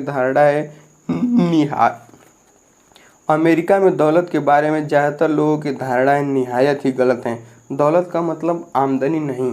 अगर आप हर साल अच्छी आमदनी कमाते हैं और उसे पूरी खर्च कर देते हैं तो आप ज़्यादा दौलतमंद नहीं बन रहे हैं। आप तो बस शान से जी रहे हैं। दौलत वह नहीं है जिसे आप खर्च करते हैं, दौलत तो वह है जिसे आप संचित करते हैं। आप दौलतमंद कैसे बनते हैं? ज़्यादातर लोगों ने इसे भी गलत समझ लिया है। यह किस्मत या विरासत या ऊंची उपाधि या बुद्धि नहीं है जिसकी बदौलत लोग दौलत इकट्ठी करने में सक्षम बनते हैं। इसके बजाय ज़्यादातर मामलों में दौलत कड़ी मेहनत, लगन, योजना और सबसे बढ़कर आत्म अनुशासन की जीवनशैली का परिणाम होती है। दूसरे शब्दों में, बाल्टियाँ चाहे कितनी ही बड़ी क्यों न हो, वे अंततः सूख जाएंगी। दूसरी तरफ पाइपलाइनें हमेशा कायम रहेंगी, लेकिन पाइपलाइन बनाने की खातिर त्याग करना पड़ता है। पाइपलाइनें अपने आप नहीं बन जाती, उन्हें बनाने के लिए आपको समय निकालना पड़ता है और मेहनत करनी पड़ती है। ज़्यादा बड़ी बाल्टी से समस्या नहीं सुलझेगी। हर कोई अपनी बाल्टी के आकार को बढ़ाना पसंद करेगा। कोई भी वार्षिक वेतन वृद्धि या ज़्यादा पैसे वाली बेहतरीन नौकरी को नहीं ठुकराएगा। अगर बाल्टी ढोना आपकी आमदनी का एकमात्र स्रोत है तो मैं कहता हूँ वह सबसे बड़ी बाल्टी ढोएं जो आप ढो सकते हो। यह सहज बोध है, लेकिन इसके बावजूद सच्चाई यही है कि बाल्टियाँ ढोने से आप कभी वित्तीय दृष्टि से स्वतंत्र नहीं बन सकते। बाल्टियाँ ढोकर आप कभी अपने परिवार को सुरक्षित नहीं बना पाएंगे, चाहे आपकी बाल्टियाँ कितनी ही बड़ी क्यों न हो। क्यों? क्योंकि जब आप बाल्टी ढोते हैं तो आपको खुद वहाँ रहकर काम करना पड़ता है, तभी आपको पैसे मिलते हैं। जिस दिन आप बाल्टियाँ ढोना बंद कर देते हैं उसी दिन पैसा आना भी बंद हो जाता है।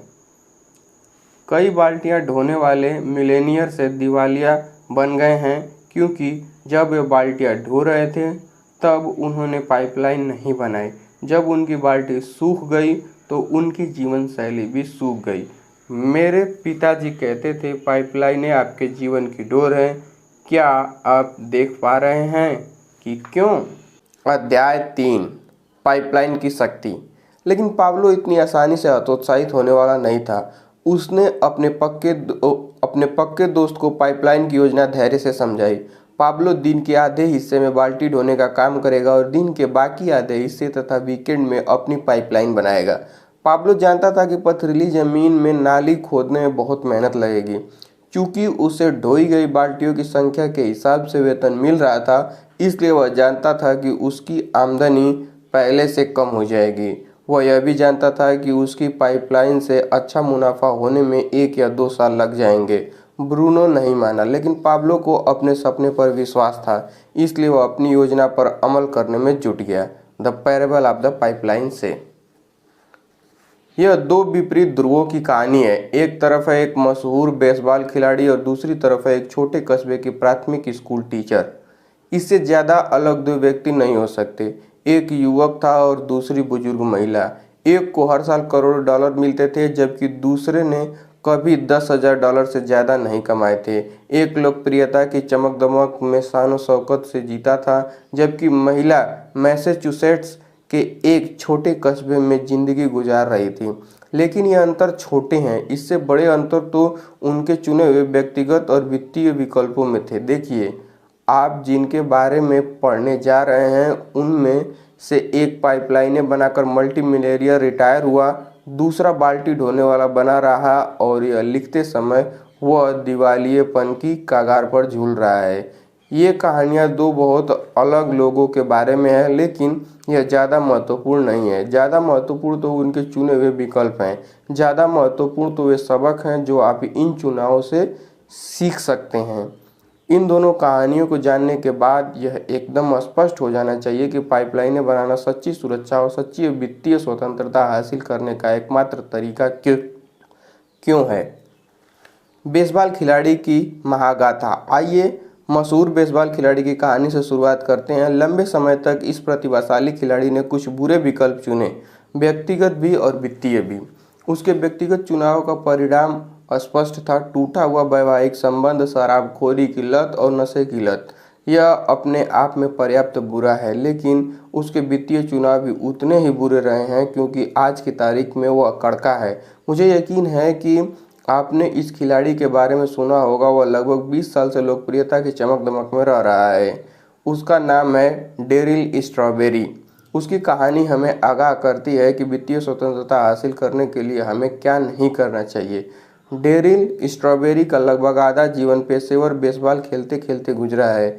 यह 38 वर्षीय आउटफील्डर किशोरावस्था में एक बड़ी लीग में खेलने लगा था और उसे तुरंत ही अगला टेड विलियम्स घोषित कर दिया गया था। स्ट्रॉबेरी ने अपने करियर में भारी दौलत कमाई, हर साल 2 से 5 मिलियन डॉलर के बीच, और यह तो सिर्फ बेसबॉल खेलने से होने वाली आमदनी थी। इसके अलावा विज्ञापनों, व्यक्तिगत उपस्थिति वाले कार्यक्रमों, भाषणों और ऑटोग्राफ दस्तखत के भी हर साल $2 मिलियन जोड़ लें। इस तरह कुल मिलाकर अपने 40वें जन्मदिन से पहले वह 50 से 100 मिलियन डॉलर कमा चुका है। स्ट्रॉबेरी हमेशा नहीं खेलता है। इतने ज़्यादा पैसे कमाने वाले आदमी की पूरी ज़िंदगी शान शौकत से गुजरेगी, सही है? गलत है। एक स्थानीय अखबार में खबर छपी थी, स्ट्रॉबेरी के पास अपनी वर्तमान पत्नी कैरिस और उनके 3 बच्चों को सहारा देने के लिए कोई आमदनी या बचत नहीं है। $100 मिलियन कमाए और उसमें से कुछ भी नहीं बचाया। हुआ क्या था? उसने सब कुछ खर्च कर दिया था। महंगे मकान, महंगी कारें, कानूनी विवादों से रक्षा करने के लिए महंगे वकील, महंगा तलाक, नशे और शराब के महंगे पुनर्वास क्लिनिक। जब मैं यह लिख रहा हूँ तो स्ट्रॉबेरी को बेसबॉल खेलने से निलंबित कर दिया गया है। इसका मतलब है कि उसके पास कोई आमदनी नहीं आ रही है। जो एकमात्र चीज़ अब भी आ रही है, वे है बिल। और बिल हर दिन हर महीने उसी तरह लगातार आ रहे हैं जिस तरह मानसून में बारिश आती है। मिलेनियर कैसे बने? दूसरी कहानी का अंत काफ़ी अलग है। यह छोटे कस्बे में रहने वाली मार्गरेट ओ डानेल नामक टीचर की कहानी है। इस कहानी से यह साबित होता है कि बड़ी पाइपलाइनें बनाने के लिए आपको बड़ी बाल्टियां ढोने की ज़रूरत नहीं है। श्रीमती ओ डानेल ने 50 साल से ज़्यादा समय तक स्कूल में पढ़ाया। जब 70 की उम्र के बाद वह रिटायर हुई तो वह हर साल लगभग $8,500 कमा रही थी। लेकिन 100 वर्ष की उम्र में अपनी मृत्यु के समय वह 10 अलग अलग परोपकारी संस्थाओं को लगभग $2 मिलियन छोड़कर गई, जिसमें उनका चर्च, उनकी पढ़ाई कराने वाले स्कूल और बॉय स्काउट ट्रूप शामिल थे। $10,000 प्रति वर्ष से भी कम आमदनी वाली महिला इतनी भारी दौलत कैसे इकट्ठा कर सकती थी? आसान है। उसने अच्छे शेयरों में नियमित मासिक निवेश करके दीर्घकालीन निवेश पाइपलाइन बनाई और इसे समय के साथ चक्रवृद्धि होने दिया। मार्गरेट को शेयरों में मजा आता था। उसने ब्रोकर बॉब बोलास्के ने कहा, पहली बार जब मैं उनसे मिला तो उन्होंने मेरी डेस्क पर 3 कागज फेंक कर कहा था, मैं इन कुत्तों के साथ क्या करूं? वे उन शेयरों के बारे में बोल रही थी जो अच्छे नहीं चल रहे थे। अगले 20 साल तक मार्गरेट का पोर्टफोलियो फलता फूलता रहा। इसमें ब्लू चिप शेयरों, कर मुक्त बॉन्ड और यूटिलिटी स्टॉक्स का संग्रह शामिल था जो मृत्यु तक उनके पास रहा। उन्होंने अपने किसी भी निवेश को शायद ही कभी छुआ, लेकिन वो अपनी रिटायरमेंट पाइपलाइन को साल दर साल बनाने में जुटी रही। छोटे त्याग, बड़े परिणाम। अब अगर आप यह सोच रहे हो कि मार्गरेट उन पाई पाई बचाने वाली कुंवारी महिलाओं जैसी थी जो कूपन काटती है और उपयोग किए हुए टी बैग बचाती है, तो आप गलत सोच रहे हैं। वह प्रायः सहेलियों के साथ बाहर खाना खाने जाती थी, नई बुक चलाती थी और प्रायः लंबी छुट्टियों का आनंद लेने के लिए विमान से यूरोप जाती रहती थी। इस महिला ने खुद को जीवन के आनंदों से वंचित नहीं किया, लेकिन उन्होंने खर्च में अनुशासन और संयम का परिचय दिया। उसने हर महीने बचत की, हर महीने निवेश किया, रिटायरमेंट के बाद भी।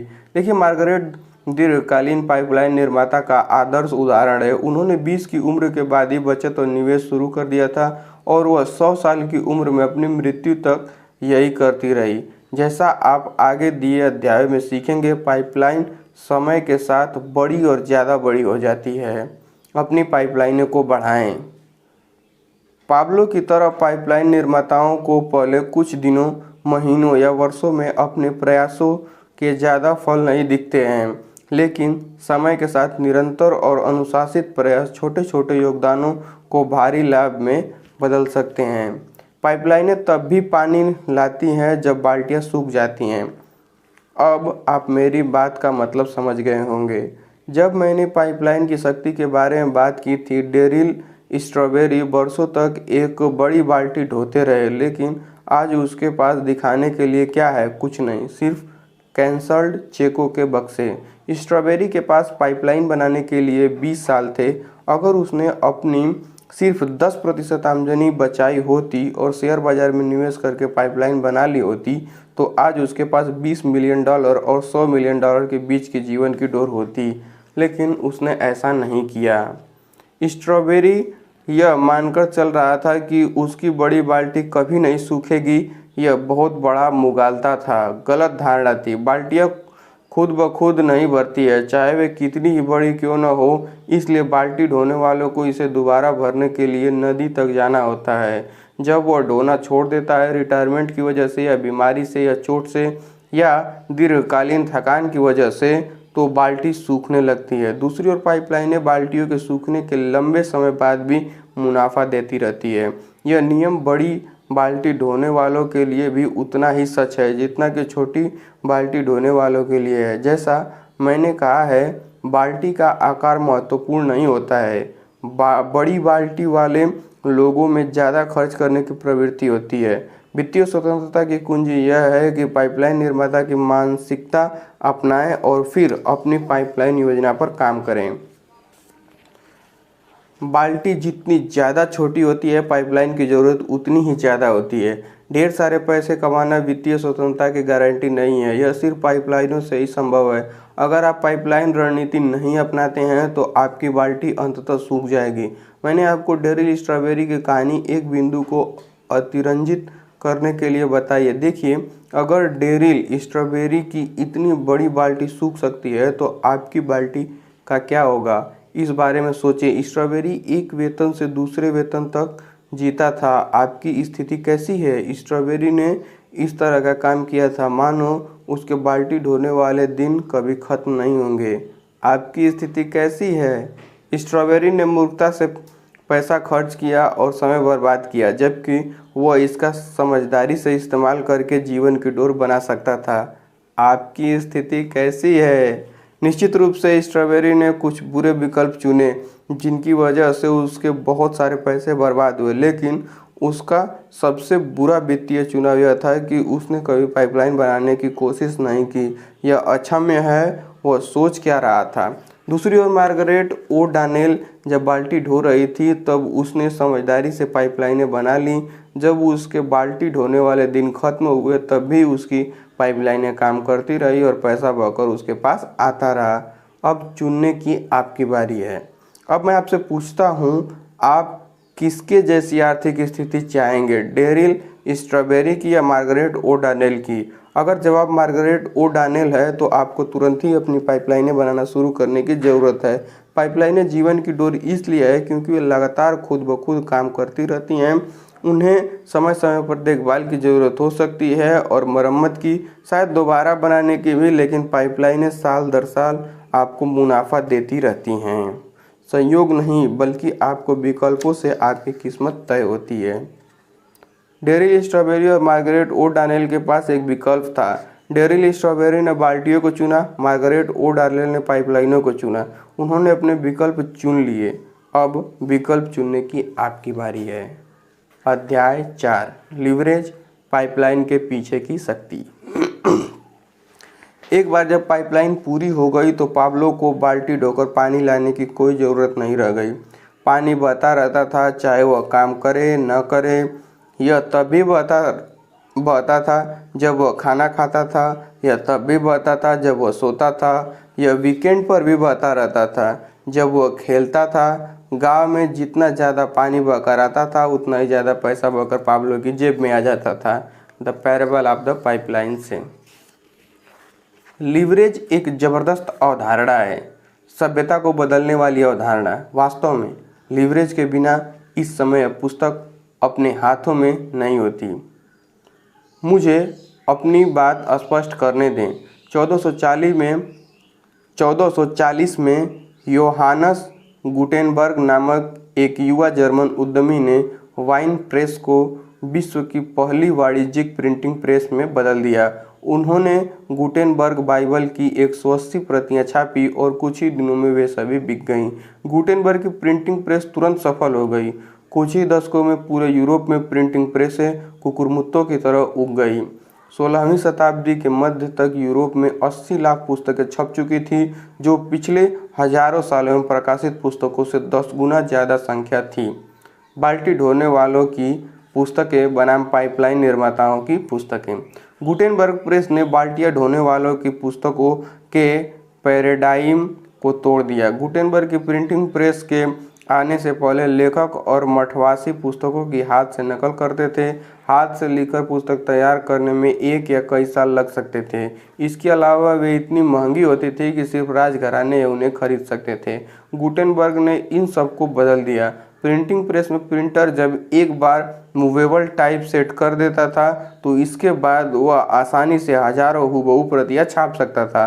प्रिंटिंग प्रेस ने प्रिंटर के समय और धन की लीवरेजिंग करके उसकी उत्पादकता को बहुत ज़्यादा बढ़ा दिया। बाल्टी ढोने वालों के पुस्तकों के मॉडल में प्रयास और परिणाम के बीच 1:1 का अनुपात होता है। 1 घंटे के प्रयास से 1 घंटे का परिणाम उत्पन्न होता है। अगर किसी लेखक को हाथ से 1 पेज नकल करने में 1 दिन लगता है तो 100 पेज की पुस्तक लिखने में उसे 100 दिन लगेंगे।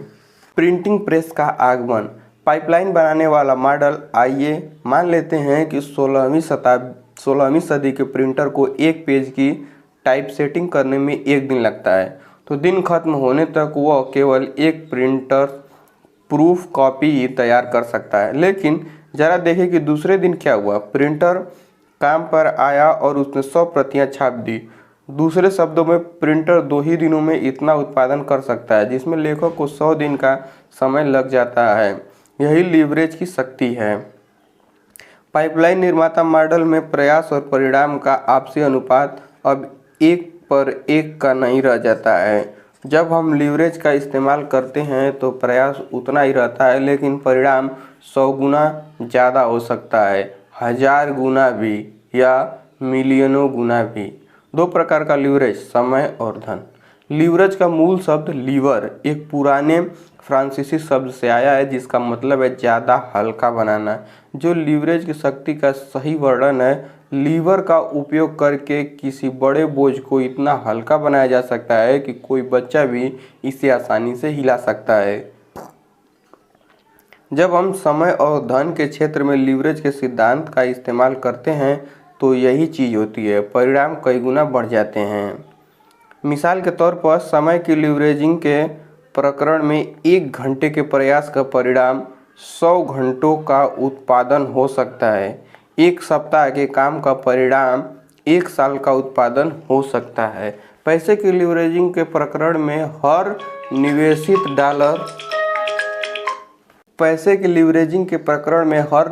डॉलर समय के साथ चक्रवृद्धि हो सकता है और अंततः शुरुआती निवेश से कई गुना हो सकता है। लीवरेज के आदर्श उदाहरण। प्रिंटिंग प्रेस इस बात का उदाहरण है कि लोग अपने समय, धन और प्रयासों की लीवरेजिंग कैसे कर सकते हैं। लीवरेज पैसे की एक इकाई के बदले समय की एक इकाई के समीकरण को तोड़ देता है। लीवरेज लोगों को ज़्यादा मेहनत के बजाय ज़्यादा चतुराई से काम करने की अनुमति देता है। यही हर पाइपलाइन के पीछे की शक्ति है। समय की लीवरेजिंग का आदर्श उदाहरण कर्मचारियों को नियुक्त करना है। आइए मान लेते हैं कि आप एक रेस्तरां खोलना चाहते हैं। आपके लिए यह संभव नहीं है कि आप मेज़बान, वेटर, शेफ, बर्तन धोने वाले और बुककीपर के रूप में काम करें और इसके बावजूद एक लाभदायक व्यवसाय चलाएं। आप एक समय में सिर्फ एक ही जगह पर रह सकते हैं, इसलिए आप निश्चित काम करने के लिए लोगों को नौकरी पर रखते हैं। यदि आप अपने 10 लोगों के स्टाफ को प्रति घंटे औसतन $10 देते हैं तो आप प्रति घंटे $100 वेतन में दे रहे हैं। यदि आपका रेस्तरां प्रति घंटे औसतन $1000 कमाता है तो खर्च निकालने के बाद सारा पैसा आपकी जेब में जाता है। पैसे की लीवरेजिंग करना। पैसे की लीवरेजिंग का आदर्श उदाहरण शेयर बाजार में निवेश करना है। निसंदेह आपने वॉरेन बफे के बारे में सुना होगा। वे वॉल स्ट्रीट की एक जीवित किंवदंती और संसार के दूसरे या तीसरे सबसे अमीर आदमी हैं। उन्होंने अपनी दौलत पुरातन पंथी तरीके से बनाई है। उन्होंने दूसरे लोगों के पैसे की लीवरेजिंग की और इस प्रक्रिया में खुद को तथा अपने निवेशकों को अमीर बना दिया। कितने अमीर, इसकी जांच कर ले। यदि आप 1965 में बफे की कंपनी बर्कशायर हैथवे के शेयरों में $10,000 का निवेश करते और इसे साल दर साल बढ़ने देते तो 1998 तक आपके निवेश का मूल्य अपने दिल को संभालने $51 मिलियन होता। वाह! आप इस पाइपलाइन के मालिक बनना कितना ज़्यादा पसंद करते। 35 साल पहले बर्कशायर हैथवे का एक शेयर सिर्फ $19 में मिलता था। 1998 के अंत तक वह एक शेयर $70,000 में मिलता है, जिसका मतलब है कि आप अगर 1965 में $300 का निवेश करते तो आज आप $1 मिलियन के मालिक होते। अविश्वसनीय। पाइपलाइनें बनाने लायक हैं। अब क्या आप लीवरेज की शक्ति को समझ गए हैं। बर्कशायर हैथवे का शेयर इस बात का जीता जागता प्रमाण है कि लीवरेज की बदौलत प्रयास के अनुपात में बहुत भारी परिणाम मिलते हैं। इस बारे में सोचिए, 1965 में $300 इकट्ठे करने में कितना प्रयास करना पड़ता। 2 या 3 दिन तक काम, ज़्यादा से ज़्यादा शायद 1 सप्ताह का काम। ज़रा कल्पना करें, एक बार $300 का निवेश करने के बाद आपको कोई काम नहीं करना पड़ता क्योंकि आपकी पाइपलाइनें पहले ही बन चुकी थी। आपको बस कभी कभार अखबार में शेयर के भाव देखने का काम जरूर करना था। खुद से पूछें, क्या यह बेहतरीन नहीं होता अगर आप अंगुली उठाए बिना भी $300 को $1 मिलियन में बदल सकते। क्या आप देख सकते हैं कि लीवरेज का समझदारी भरा इस्तेमाल किस तरह थोड़े से पैसे या थोड़े से समय को 1000 गुना बढ़ा सकता है। क्या ऐसी प्रणाली खोजने में समझदारी नज़र नहीं आती जिसके जरिए आप $1 को $100 में बदल सकते या 1 घंटे को 100 घंटों में? क्या यह बेहतरीन नहीं रहेगा कि आप एक बार काम करें और बाकी का काम लीवरेज को करने दें? दोस्तों, अगर आप लीवरेज के लाभों का आनंद लेना चाहते हैं तो आपको भी वह करने की ज़रूरत है कि पाब्लो और वॉरेन बफेट जैसे पाइपलाइन निर्माताओं ने किया। अपने समय और धन की लीवरेजिंग करने की प्रणाली आज ही खोजें और आने वाले कल में एक बड़े पुरस्कार का आनंद लें। अध्याय 5, पैसे का लीवरेज। पाम बीच पाइपलाइन। जरा सोचो, पाब्लो ने आगे कहा, हम उन पाइपलाइनों से गुजरने वाले 1 गैलन पानी के बदले में थोड़े पैसे ले सकते हैं। पाइपलाइनों से जितना ज़्यादा पानी बहेगा हमारी जेब में भी उतना ही ज़्यादा पैसा बहकर आ जाएगा। मैंने जो पाइपलाइन बनाई है वह सपने का अंत नहीं है, यह तो सिर्फ शुरुआत है। The parable of the pipeline से एक कहानी है कि चीन का एक प्राचीन सम्राट शतरंज नामक एक नए खेल से प्रेम करने लगा। सम्राट ने शतरंज इजाद करने वाले को पुरस्कार देने का निर्णय लिया। उसने आविष्कारक को शाही महल में तलब किया और अदालत के सामने घोषणा की कि आविष्कार की एक इच्छा पूरी की जाए। मैं सम्मानित हूँ, महामहिम आविष्कारक विनम्रता से बुदबुदाया। मेरी इच्छा यह है कि आप मुझे चावल का 1 दाना दे दें। बस चावल का 1 दाना? हैरान सम्राट ने पूछा। देखिए, शतरंज की बिसात के पहले चौखाने के लिए सिर्फ 1 दाना, आविष्कारक ने कहा। फिर दूसरे चौखाने के लिए उसे दोगुना करके 2 दाने कर दें, तीसरे चौखाने के लिए 4 दाने, और तब तक जब तक कि चावल का अकेला दाना शतरंज की बिसात के सभी चौखानों में दोगुना हो जाए। बस मेरी इतनी ही इच्छा है। सम्राट बहुत खुश हुआ। मुझे इतने सस्ते में इतना अद्भुत खेल मिल रहा है। मेरे पूर्वज आज मुझे देखकर मुस्कुरा रहे होंगे। मंजूर है, सम्राट चिल्लाया। शतरंज की बिसात बिछाओ और यहाँ मौजूद हर व्यक्ति को हमारे अनुबंध का गवाह बनने दो। पूरा दरबार शतरंज की बिसात के चारों ओर इकट्ठा हो गया। रसोई का सेवक चावल का आधा किलो का थैला लेकर आया और इसे आविष्कारक को थमा दिया। आविष्कारक बैग को खोलते समय मुस्कुराया। आविष्कारक ने सेवक से कहा, मेरा सुझाव है कि आप किचन जाकर थोड़ा ज़्यादा बड़ा थैला लाएं। यह सुनकर पूरा दरबार जोर जोर से हंसने लगा। सबको लगा कि वह मजाक कर रहा था। इसके बाद आविष्कारक बोर्ड पर चावल के दाने रखने लगा और दानों की संख्या दोगुनी करता गया। देखने वाले हंसे और एक दूसरे को ठहाका लगाया। जब 8 चौखाने की पहली कतार भरी गई, 1, 2, 4, 8, 16, 32, 64, 128 दाने, लेकिन खीखी जल्दी ही दूसरी कतार के बीच तक उ आ में बदल गई, क्योंकि चावल के छोटे ढेर जल्दी ही दोगुने होकर छोटे थैले में बदल गए, जो दोगुने होकर चावल के मध्यम आकार के थैले हो गए, जो दोगुने होकर चावल के बड़े थैले बन गए। दूसरी कतार के अंत तक सम्राट समझ गया कि उससे बहुत बड़ी गलती हो गई है। आविष्कारक को देने वाले कुल दानों की संख्या 32,768 हो गई थी, जबकि अभी 48 चौखाने बचे हुए थे। सम्राट ने इस प्रक्रिया को बंद कर दिया और देश के सबसे समझदार गणितज्ञों को बुलाया। उन्होंने अपने अबाकस का सहारा लिया और स्लेट बोर्ड पर फटाफट निशान बनाए। काफ़ी माथापच्ची के बाद गणितज्ञ इस निष्कर्ष पर पहुंचे, अगर चावल का 1 दाना 64 खानों वाली शतरंज की बिसात के हर चौखाने पर दोगुना होता है तो आखिरी चौखाने में कुल 18 मिलियन ट्रिलियन चावल के दाने होंगे, जो संसार में उपलब्ध कुल चावल का 10 गुना है। सम्राट ने यह काम रोककर आविष्कारक के सामने एक ऐसा प्रस्ताव रखा जिससे वह इनकार नहीं कर सकता था। अगर आविष्कारक सम्राट को उसके वादे से मुक्त कर देता है तो आविष्कारक को देहात में एक जायदाद दे दी जाएगी जिसमें सैकड़ों एकड़ उपजाऊ चावल के खेत थे। आविष्कारक खुशी खुशी मान गया। हर किसी ने आविष्कारक के नाम पर जाम पिया और उसकी बुद्धिमत्ता तथा चतुराई की सराहना की। फिर वह खुशी खुशी अपनी जायदाद में ठाठ से रहने चला गया तथा कई कई साल तक सुखपूर्वक जिया। दोगुना करने की अवधारणा, संसार का 8वां चमत्कार। सम्राट और आविष्कारक की कहानी हमें बताती है कि दोगुना करने की अवधारणा में कितनी शक्ति होती है। यह अवधारणा तब से मौजूद है जब से पहले बैंक ने किसी जमा पूंजी पर पहले दौलतमंद व्यापारी को ब्याज दिया था। इसलिए यह अवधारणा समय के इम्तिहान में खरी उतरी और साबित हो चुकी है। आविष्कारक और सम्राट के गणितज्ञ संभवतः पहले लोग थे जिन्होंने डुप्लीकेशन यानी दोगुना करने की शक्ति को पहचाना, लेकिन वे निश्चित रूप से ऐसा करने वाले आखिरी लोग नहीं थे। सदियों बाद अल्बर्ट आइंस्टाइन नामक एक और मशहूर गणितज्ञ ने डुप्लीकेशन या चक्रवृद्धि की जबरदस्त शक्ति को पहचाना और इसे संसार का 8वां चमत्कार कहा।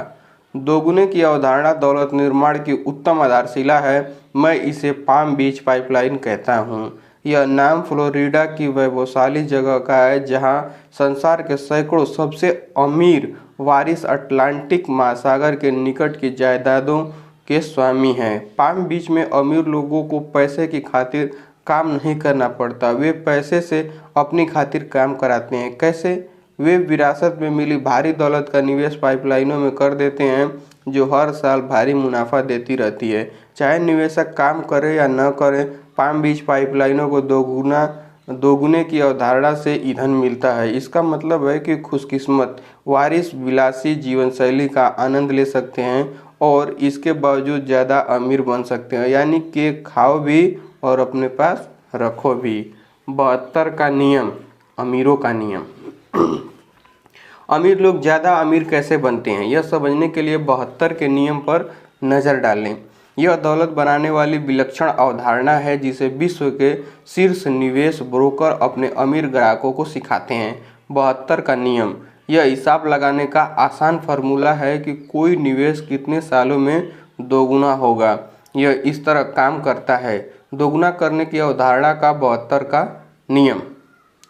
अपने निवेश पर वार्षिक ब्याज दर का पता लगाएं। 72 में से ब्याज दर को विभाजित करें। परिणाम से आपको पता चल जाएगा कि आपका निवेश कितने सालों में दोगुना होगा। मिसाल के तौर पर आइए मान लेते हैं कि एक वारिस किसी स्टॉक में $1,00,000 का निवेश करता है जो प्रतिवर्ष 10% मुनाफा देता है। यहाँ 72 के नियम का उदाहरण देखिए। 72 के नियम का उदाहरण। कदम 1, $1,00,000 का मूल निवेश। कदम 2, 10% वार्षिक प्रतिफल। कदम 3, 72 में 10 का भाग दे दें जिससे 7.2 वर्ष आएगा। प्रतिफल $1,00,000 7.2 वर्षों में $2,00,000 बन जाएंगे। यदि वारिस मुनाफे या मूलधन को खर्च नहीं करता है तो $1,00,000 का मूल निवेश 7.2 वर्षों में दोगुना होकर $2,00,000 हो जाएगा। 14.4 वर्षों में $4,00,000, 21.6 वर्षों में $8,00,000 और 28.8 वर्षों में $1.6 मिलियन आदि।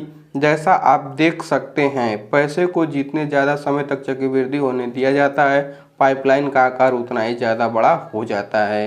चक्रवृद्धि की शक्ति की लीवरेजिंग करके जो लोग विरासत में $1 मिलियन की संपत्ति पाते हैं वे शाही ढंग से जी सकते हैं और अपने बच्चों के लिए उससे भी ज़्यादा संपत्ति छोड़ सकते हैं। चक्रवृद्धि का जादू ही वह कारण है जिसकी बदौलत केनेडी, ड्यूपॉन्ट, फायरस्टोन, फोर्ड, रॉकेफेलर और गेटी नामक हजारों वारिस जीवन भर विलासिता में जिएंगे, फिर भी उनकी दौलत कभी नहीं सूखेगी। वास्तव में उनकी बाल्टी कभी नहीं सूखती है क्योंकि पाइपलाइन दशकों तक लगातार काम करती रहती है। यह जैसे यूरोप में रॉथस्चाइल्ड वारिसों के मामले में है 2 सदियों से ज़्यादा समय से। संतान और पैसा। सौभाग्य से पैसे के लीवरेजिंग वाली पाइपलाइनें केवल अमीर लोगों के लिए सुरक्षित नहीं है, सामान्य लोग भी दोगुने की अवधारणा का लाभ ले सकते हैं। जैसा हम मार्गरेट ओ'डॉनेल के उदाहरण से जानते हैं, कम वेतन वाली स्कूल टीचर जिन्होंने शेयर बाजार में अपने पैसे की लीवरेजिंग करके कई मिलियन डॉलर जमा कर लिए थे, तो सामान्य लोग अपने पैसे की लीवरेजिंग करके दीर्घकालीन पाइपलाइन कैसे बना सकते हैं? इस प्रश्न का जवाब देने का सबसे अच्छा तरीका आपको माइकल जे सल्स की किड्स एंड मनी नामक शक्तिशाली छोटी पुस्तक के बारे में बताना है। वास्तव में इस पुस्तक को पीपल एंड मनी शीर्षक दिया जा सकता है क्योंकि सल्स के बताए सिद्धांत बच्चों और बुजुर्गों दोनों पर लागू होते हैं। वॉल स्ट्रीट के पूर्व ब्रोकर सल्स 4 संतानों के पिता हैं। वह सलाह देते हैं कि बच्चों को ज़्यादा जिम्मेदारी से पैसे का प्रबंधन करना सिखाने के लिए एक आसान सिस्टम पर चलना चाहिए। वे यह सुझाव देते हैं कि अभिभावक प्लास्टिक के 3 जार लें, वे पहले जार पर खर्च करें और दान दें, लेबल लगाएं, दूसरे जार पर बचाएं लिखें और तीसरे जार पर निवेश करें लिखें। जब माता पिता अपने बच्चों को सप्ताह के लिए उनका जेब खर्च दें तो वे पैसे को 3 जारों में बराबर बराबर बांट दें। खर्च करें और दान दें। जार तुरंत खर्च के लिए है, बबल गम, बेसबॉल कार्ड आदि। यही वह पैसा है जो दान और परोपकार के लिए इस्तेमाल किया जाता है। बचत करें। जार ज़्यादा बड़ी चीज़ों का खर्च करने के लिए होता है, जैसे नई सीडी या वीडियो गेम। निवेश करें। जार पहले 2 जारों से अलग होता है क्योंकि यह खर्च करने के लिए नहीं होता। कभी भी सल्स इस जार के बारे में कहते हैं सबसे अहम घटक, क्योंकि अगर हम किसी बुरे दिन के लिए कुछ नहीं बचाएंगे तो कर्ज का जोखिम हमारे सिर के ऊपर हमेशा मंडराता रहेगा। जो वयस्क दीर्घकालीन निवेश पाइपलाइनें बनाने के बारे में गंभीर है, उन्होंने 3 जार के सिस्टम के अनुसार अपने पैसों का प्रबंधन शुरू करना चाहिए, लेकिन उन्हें अपना पैसा जार में रखने के बजाय बैंक और ब्रोकरेज खातों में रखना चाहिए। वयस्क और पैसे का सिस्टम। सबसे पहले खुद को भुगतान करें।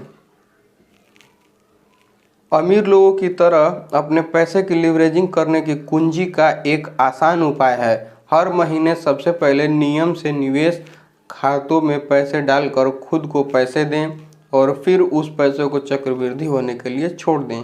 अपनी निवेश पाइपलाइन में पैसे डालने का सबसे अच्छा तरीका यह है कि हर महीने अपनी आमदनी की बाल्टी में से थोड़ा पैसा निकालें और इसे अपनी पाइपलाइन में जमा कर दें। सामान्य लोग किस तरह मिलेनियर बनते हैं? बड़ी बुरी बात थी कि हम अमीर अभिभावक चुनने में सक्षम नहीं थे। अगर ऐसा होता तो हमें अनिवार्य बचत योजनाओं और वेतन की स्वचालित कटौतियों की चिंता नहीं करनी पड़ती। लेकिन सच तो यह है कि अमेरिका के बहुसंख्यक मिलेनियरों को दौलत विरासत में नहीं मिली थी। आंकड़े बताते हैं कि 5 में से 4 मिलेनियरों को $10,000 से ज़्यादा की विरासत नसीब नहीं हुई थी। मिलेनियर बनने के लिए उन्होंने तो बस रॉकेफेलर और केनेडी की निवेश रणनीतियों की नकल की थी।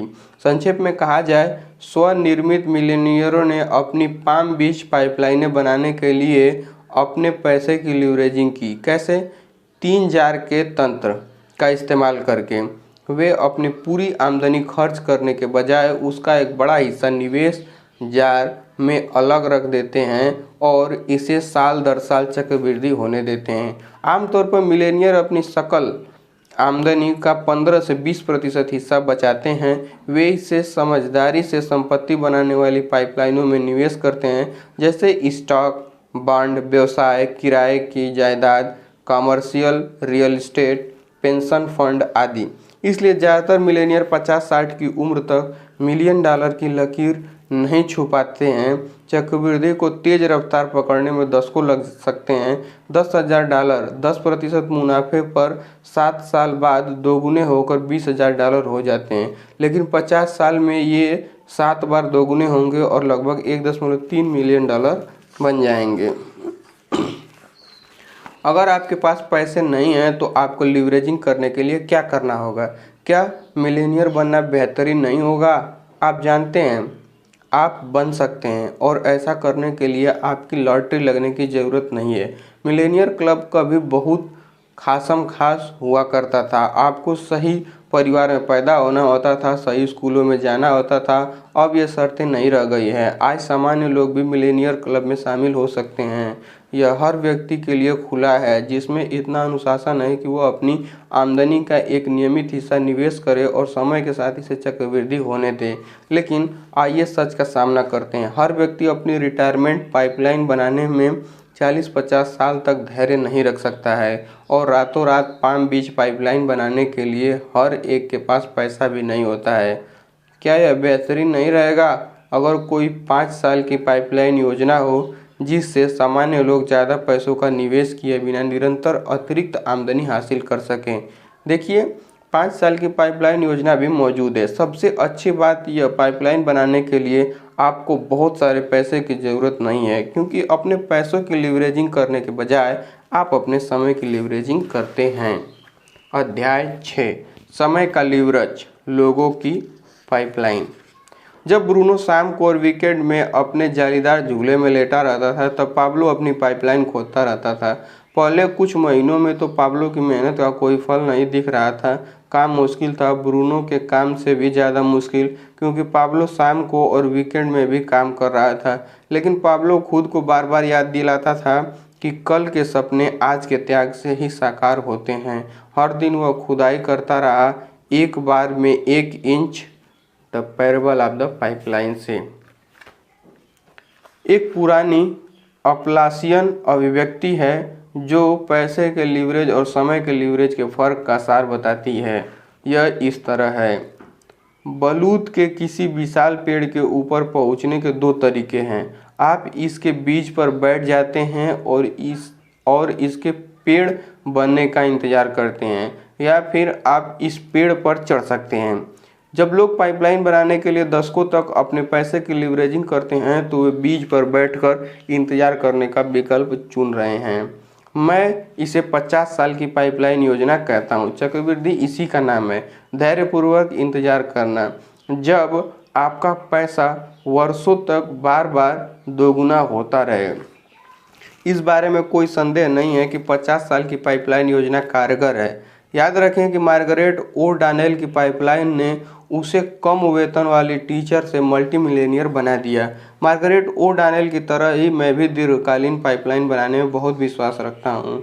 इतने वर्षों से मैंने पाम बीच पाइपलाइनें बनाने में अपनी आमदनी के एक हिस्से की लीवरेजिंग की है, जिनमें पेंशन फंड से, शेयर बाजार से, IRA से, रियल एस्टेट तक हर चीज़ है।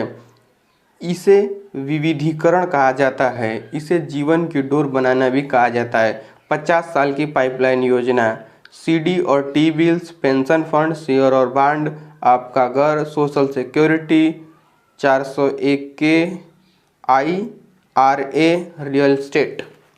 लेकिन मैं बलूत के ब्रिज पर चढ़ने में भी बहुत विश्वास रखता हूँ। मैं बलूत के पेड़ों पर चढ़ने को 5 साल की पाइपलाइन योजना कहता हूँ।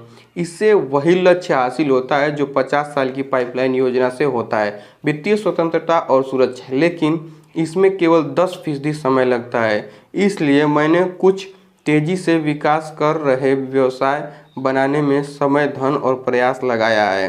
पेड़ के शिखर पर पहुंचने के लिए 50 साल इंतजार करने के बजाय मैं ऐसा व्यवसाय बना सकता हूं जो मुझे 2 साल में, 5 साल में ही वहां पहुंचा देता है। समय खेल के मैदान को समान कर देता है। समय की लीवरेजिंग की सुंदरता यह है कि हम किसी को समय की समान मात्रा दी गई है। इसका मतलब है कि समय अमीर लोगों और औसत आमदनी कमाने वालों के खेल के मैदान को समान कर देता है।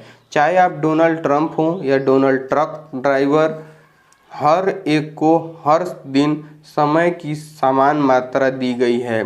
इसलिए मैं समय की लीवरेजिंग को जनता की पाइपलाइन कहता हूँ। समय हर एक को समान मात्रा में मिलता है, चाहे वे अमीर हों या गरीब हों, पुरुष हों या स्त्री हों, श्वेत हो या अश्वेत हों, कॉलेज हो, शिक्षित हों या हाई स्कूल में पढ़ाई अधूरी छोड़ने वाले, युवा हों या वृद्ध।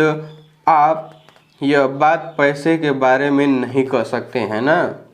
इसके बारे में इस तरह से सोचें, क्या यह बेहतरीन नहीं रहेगा अगर हर दिन की शुरुआत में आपके और और हर दूसरे व्यक्ति के पास व्यक्तिगत बैंक खाते में $1440 हो। पैसा आपका और सिर्फ आपका होगा। कोई दूसरा आपको नहीं बता सकता कि आपको इसके साथ क्या करना है। आप इसे खर्च कर सकते हैं, इसका निवेश कर सकते हैं, इसे उड़ा सकते हैं, इसे जला सकते हैं, इसका दान दे सकते हैं, इसकी लीवरेजिंग कर सकते हैं या इसे बर्बाद कर सकते हैं, यह जानते हुए कि अगली सुबह जब आप जागेंगे तो आपके खाते में एक बार फिर से $1440 होंगे।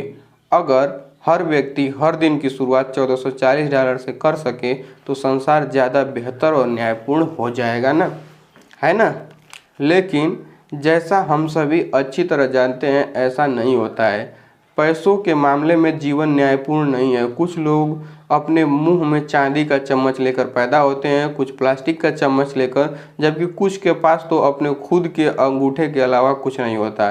न्यायपूर्ण शायद नहीं, लेकिन जैसा एक गीत में कहा गया है, यही जीवन है। हम हर दिन $1440 के बैंक खाते से शुरू नहीं कर सकते, यह तो पक्की बात है। जहाँ तक समय का सवाल है, यह एक अलग मसला है। हम सभी के पास हर दिन की शुरुआत में समय के खाते में 1440 मिनट होते हैं। एक दिन में 24 घंटे और हर घंटे में 60 मिनट। चूँकि हम सभी को समय की समान मात्रा मिलती है, इसलिए जो लोग वेतन से वेतन तक जीते हैं और जो लोग वित्तीय दृष्टि से स्वतंत्र होते हैं, उनमें फ़र्क बस इतना होता है कि वे अपने 1440 मिनट का कैसे इस्तेमाल करते हैं। आप जितना सोचते हैं आपके पास उससे ज़्यादा समय है। कुछ लोग अपनी पाइपलाइनें बनाने में टाल मटोल करते रहते हैं क्योंकि हाल फिलहाल यह मेरे लिए बुरा समय है। जानते हैं, हाल फिलहाल हर एक के लिए बुरा समय है। हम सभी तनावग्रस्त हैं, हम सभी व्यस्त हैं, हम सभी अपना दामन बचाने में लगे हैं और अप्रत्याशित आपातकालीन स्थितियों से जूझ रहे हैं। इन बुरे समयों के लिए एक शब्द है, इसे जीवन कहा जाता है। कुछ लोग X, Y या Z करने के लिए आदर्श समय का इंतजार करने में अपना पूरा जीवन बर्बाद कर देते हैं। देखिए, वे इंतजार करते करते मर जाएंगे, क्योंकि आदर्श समय जैसी कोई चीज़ नहीं होती। अगर कोई आपसे कहे कि अगर आप साल में हर दिन 2 घंटे तक एक कोने में बैठकर बुनाई करें और इसके बदले में वो आपको $1 मिलियन देगा, तो आप बुनाई करने के लिए समय निकाल ही लेंगे, है ना। इससे कोई फ़र्क नहीं पड़ेगा कि खेलते समय आपके बेटे के हाथ में फ्रैक्चर हो गया है या आपकी कार ऑफिस के बाद चालू नहीं हुई। $1 मिलियन गंवाने के बजाय आप बुनाई करने के लिए 2 घंटे का समय निकाल लेंगे, चाहे समय आदर्श हो या न हो। हास्यकार आर्ट बुकवाल्ड ने इसे इस तरह कहा है, चाहे यह सबसे अच्छा समय हो या सबसे बुरा समय हो, यह इकलौता समय है जो हमें मिला है। अफसोस की बात यह है कि ज़्यादातर लोग समय का महत्व नहीं समझते हैं, खास तौर पर समय की छोटी मात्राओं का। हम मिनटों और घंटों के बजाय समय को दिनों, सप्ताहों और वर्षों में मापने के आदी होते हैं। हम सोमवार से शुक्रवार तक 9 से 5 तक काम करते हैं। हम मासिक कैलेंडर के अनुसार अपने जीवन की योजना बनाते हैं। हम अपने जन्मदिन और सालगिरह साल में एक बार मनाते हैं। लेकिन समय के बारे में अद्भुत चीज़ यह है कि हर दिन कुछ मिनट यहाँ और कुछ मिनट वहाँ मिलकर बहुत बड़े कालखंड बन सकते हैं। मिसाल के तौर पर, क्या आप जानते हैं कि सामान्य व्यक्ति अपने जीवन काल में खाने में कितना समय खर्च करता है? आपका अंदाज़ा क्या है? 1 साल, 2 साल? जवाब है 6 साल। क्या यह आश्चर्यजनक नहीं है? कुछ अन्य छोटे दैनिक काम हैं जो मिलकर भारी कालखंड बन जाते हैं। कुल समय जो हम अपने जीवन काल में छोटे दैनिक कामों में खर्च करते हैं: 6 साल खाना, 5 साल लाइन में इंतज़ार करना, 4 साल मकान साफ करना, 3 साल भोजन तैयार करना, 2 साल फ़ोन कॉल का जवाब देने की कोशिश करना, 1 साल गुम चीज़ों को खोजना, 8 महीने जंक मेल खोलना, 6 महीने लाल बत्ती पर रुकना। मेरी तालिका के अनुसार यह पूरे जीवन में लगभग 22 साल का समय है। इससे यह साबित होता है कि 15 मिनट यहाँ, आधा घंटा वहाँ, 2 घंटे वहाँ मिलकर बहुत बड़े कालखंड बन सकते हैं। कुछ घंटे कुछ महीनों में बदल सकते हैं। जरा एक पल के लिए सोचें कि हम अपने जीवन में क्या हासिल कर सकते हैं अगर हम हर शाम को 2 घंटे और वीकेंड के दौरान कोई उद्देश्यपूर्ण चीज़ करने में समय लगाएं और जैसे पाइपलाइन बनाना, अगर आप हर कामकाजी दिन में 2 घंटे अलग रख दें, मान लेते हैं सुबह काम के पहले 1 घंटा और शाम को 1 घंटा, फिर शनिवार तथा रविवार को 3 और घंटे, तो आप अपनी एक सप्ताह की दिनचर्या में उत्पादक समय के 16 घंटे जोड़ सकते हैं। 16 घंटे एक सप्ताह और साल में 50 सप्ताह के हिसाब से साल में कुल 800 अतिरिक्त घंटे, जिसका मतलब है 8 घंटे के 100 दिन या पूरे साल में 3 महीने और 10 दिन के कामकाजी दिन। और हर साल उत्पादक समय के 3 अतिरिक्त महीने पाने के लिए आपने हर दिन केवल 2 घंटे ही अलग रखे थे। आश्चर्यजनक है ना? समय धन है। अब मैं आपको एक छोटा सा रहस्य बताने जा रहा हूँ। खाली समय का उत्पादकता से इस्तेमाल करना ही इस रहस्य की कुंजी है कि सफल लोगों के पास जीवन में ज़्यादा क्यों होता है, वे ज़्यादा क्यों करते हैं और उन्हें ज़्यादा क्यों हासिल होता है। क्या आप सोचते हैं कि बिल गेट्स हर शाम को 5 बजे घर लौटते हैं और 7 घंटे तक टीवी देखते हैं जैसा कि सामान्य अमेरिकी पुरुष करता है? मुझे ऐसा नहीं लगता। वॉल स्ट्रीट जर्नल में हाल में छपा एक लेख बताता है कि उत्तर अमेरिका में शीर्ष 10% आमदनी कमाने वाले लोग सप्ताह में औसतन 52 घंटे काम करते हैं, जबकि 10% सबसे कम कमाने वाले लोग सप्ताह में केवल 45 घंटे काम करते हैं। न सिर्फ शीर्ष 10% आमदनी कमाने वाले ज़्यादा समय काम करते हैं, बल्कि वे ज़्यादा चतुराई से भी काम करते हैं। दूसरे शब्दों में, वे अपने समय की अदला बदली डॉलरों से नहीं करते। ऐसा नहीं हो सकता कि आप किसी कन्वीनियंस स्टोर में जाएं और माइकल जॉर्डन को काउंटर के पीछे ग्राहकों को लॉटरी टिकट तथा बियर के क्वार्ट बेचते देखें। कामकाज के हर क्षेत्र में सफल लोग अपने समय को महत्व देते हैं और वे अपने समय की लिवरेजिंग करने के हर अवसर की तलाश करते रहते हैं। बर्बाद मत करो, कभी मत रखो। लोग अक्सर मुझसे पूछते हैं कि जब इस समय सब कुछ अच्छा और सही चल रहा है तो वे पाइपलाइन बनाने में समय और प्रयास क्यों लगाएं। वे कहते हैं कि ऑफिस में मेहनत भरे दिन के बाद उन्हें आराम करने का पूरा हक है। वे सोफे पर पसरकर और सोने तक टीवी देखकर खुद को पुरस्कार देते हैं। वे मुझसे कहते हैं जिंदगी अच्छी तरह चल रही है, अच्छी नौकरी मिली है, बैंक में कुछ पैसे हैं, बच्चे स्कूल में अच्छा प्रदर्शन कर रहे हैं, ज़्यादा मेहनत करने की ज़रूरत नहीं है। मैं उनसे कहता हूं कि जब चीज़ें बेहतरीन हो रही है तभी अपनी पाइपलाइन बनाने का समय होता है। इससे बेहतर समय दूसरा नहीं होता है। क्यों? क्योंकि जब परिस्थितियां बदलती हैं तो हो सकता है कि तब तक बहुत ज़्यादा देर हो जाए। फिर मैं उन्हें पुराना मजाक सुनाता हूँ। एक आदमी एक शानदार होटल की 30वीं मंजिल पर खड़ा होकर मैनहट्टन के सेंट्रल पार्क को देखना चाहता था। उसने शेड हटाए और नज़ारे का आनंद लेने के लिए खिड़की खोली। जब उसने खिड़की के बाहर झाँका तो वह चौंक गया कि एक आदमी ऊपर से नीचे गिर रहा था और उसकी खिड़की के पास से नीचे जा रहा था। उसने गिरते आदमी से पूछा, कैसे हो? अच्छी तरह से हूँ अब तक, जवाब मिला। मुद्दे की बात यह है कि इस संसार में बहुत से बाल्टी ढोने वाले हैं जो अच्छी तरह से हैं अब तक, लेकिन वे इस मुक्त गिरने की अवस्था में हमेशा नहीं रह सकते। जब तक लोग डॉलर के बदले समय की अदला बदली करते हैं तब तक उनके जीवन में कोई सुरक्षा जाल नहीं होता है। क्यों? क्योंकि जब वे बीमारी या चोट या छंटनी की वजह से समय नहीं दे पाएंगे तो उनका वेतन रुक जाएगा। बाल्टी ढोने वालों के लिए वेतन न मिलने का मतलब है कोई सुरक्षा नहीं। चींटी और तिलचट्टे की कहानी। जब मैं लिख रहा हूँ तो वक्ता आत्मविश्वास काफ़ी ऊपर है। बेरोजगारी कम है, आमदनी बढ़ रही है, मकानों की बिक्री रिकॉर्ड स्तर पर है, कारें धड़ाधड़ बिक रही है, बहुत सारे लोग अच्छा प्रदर्शन कर रहे हैं अब तक। लेकिन हमें अब तक को हमेशा मानने की गलती के जाल में नहीं फंसना चाहिए। हर कोई जानता है कि जीवन चक्रों में चलता है।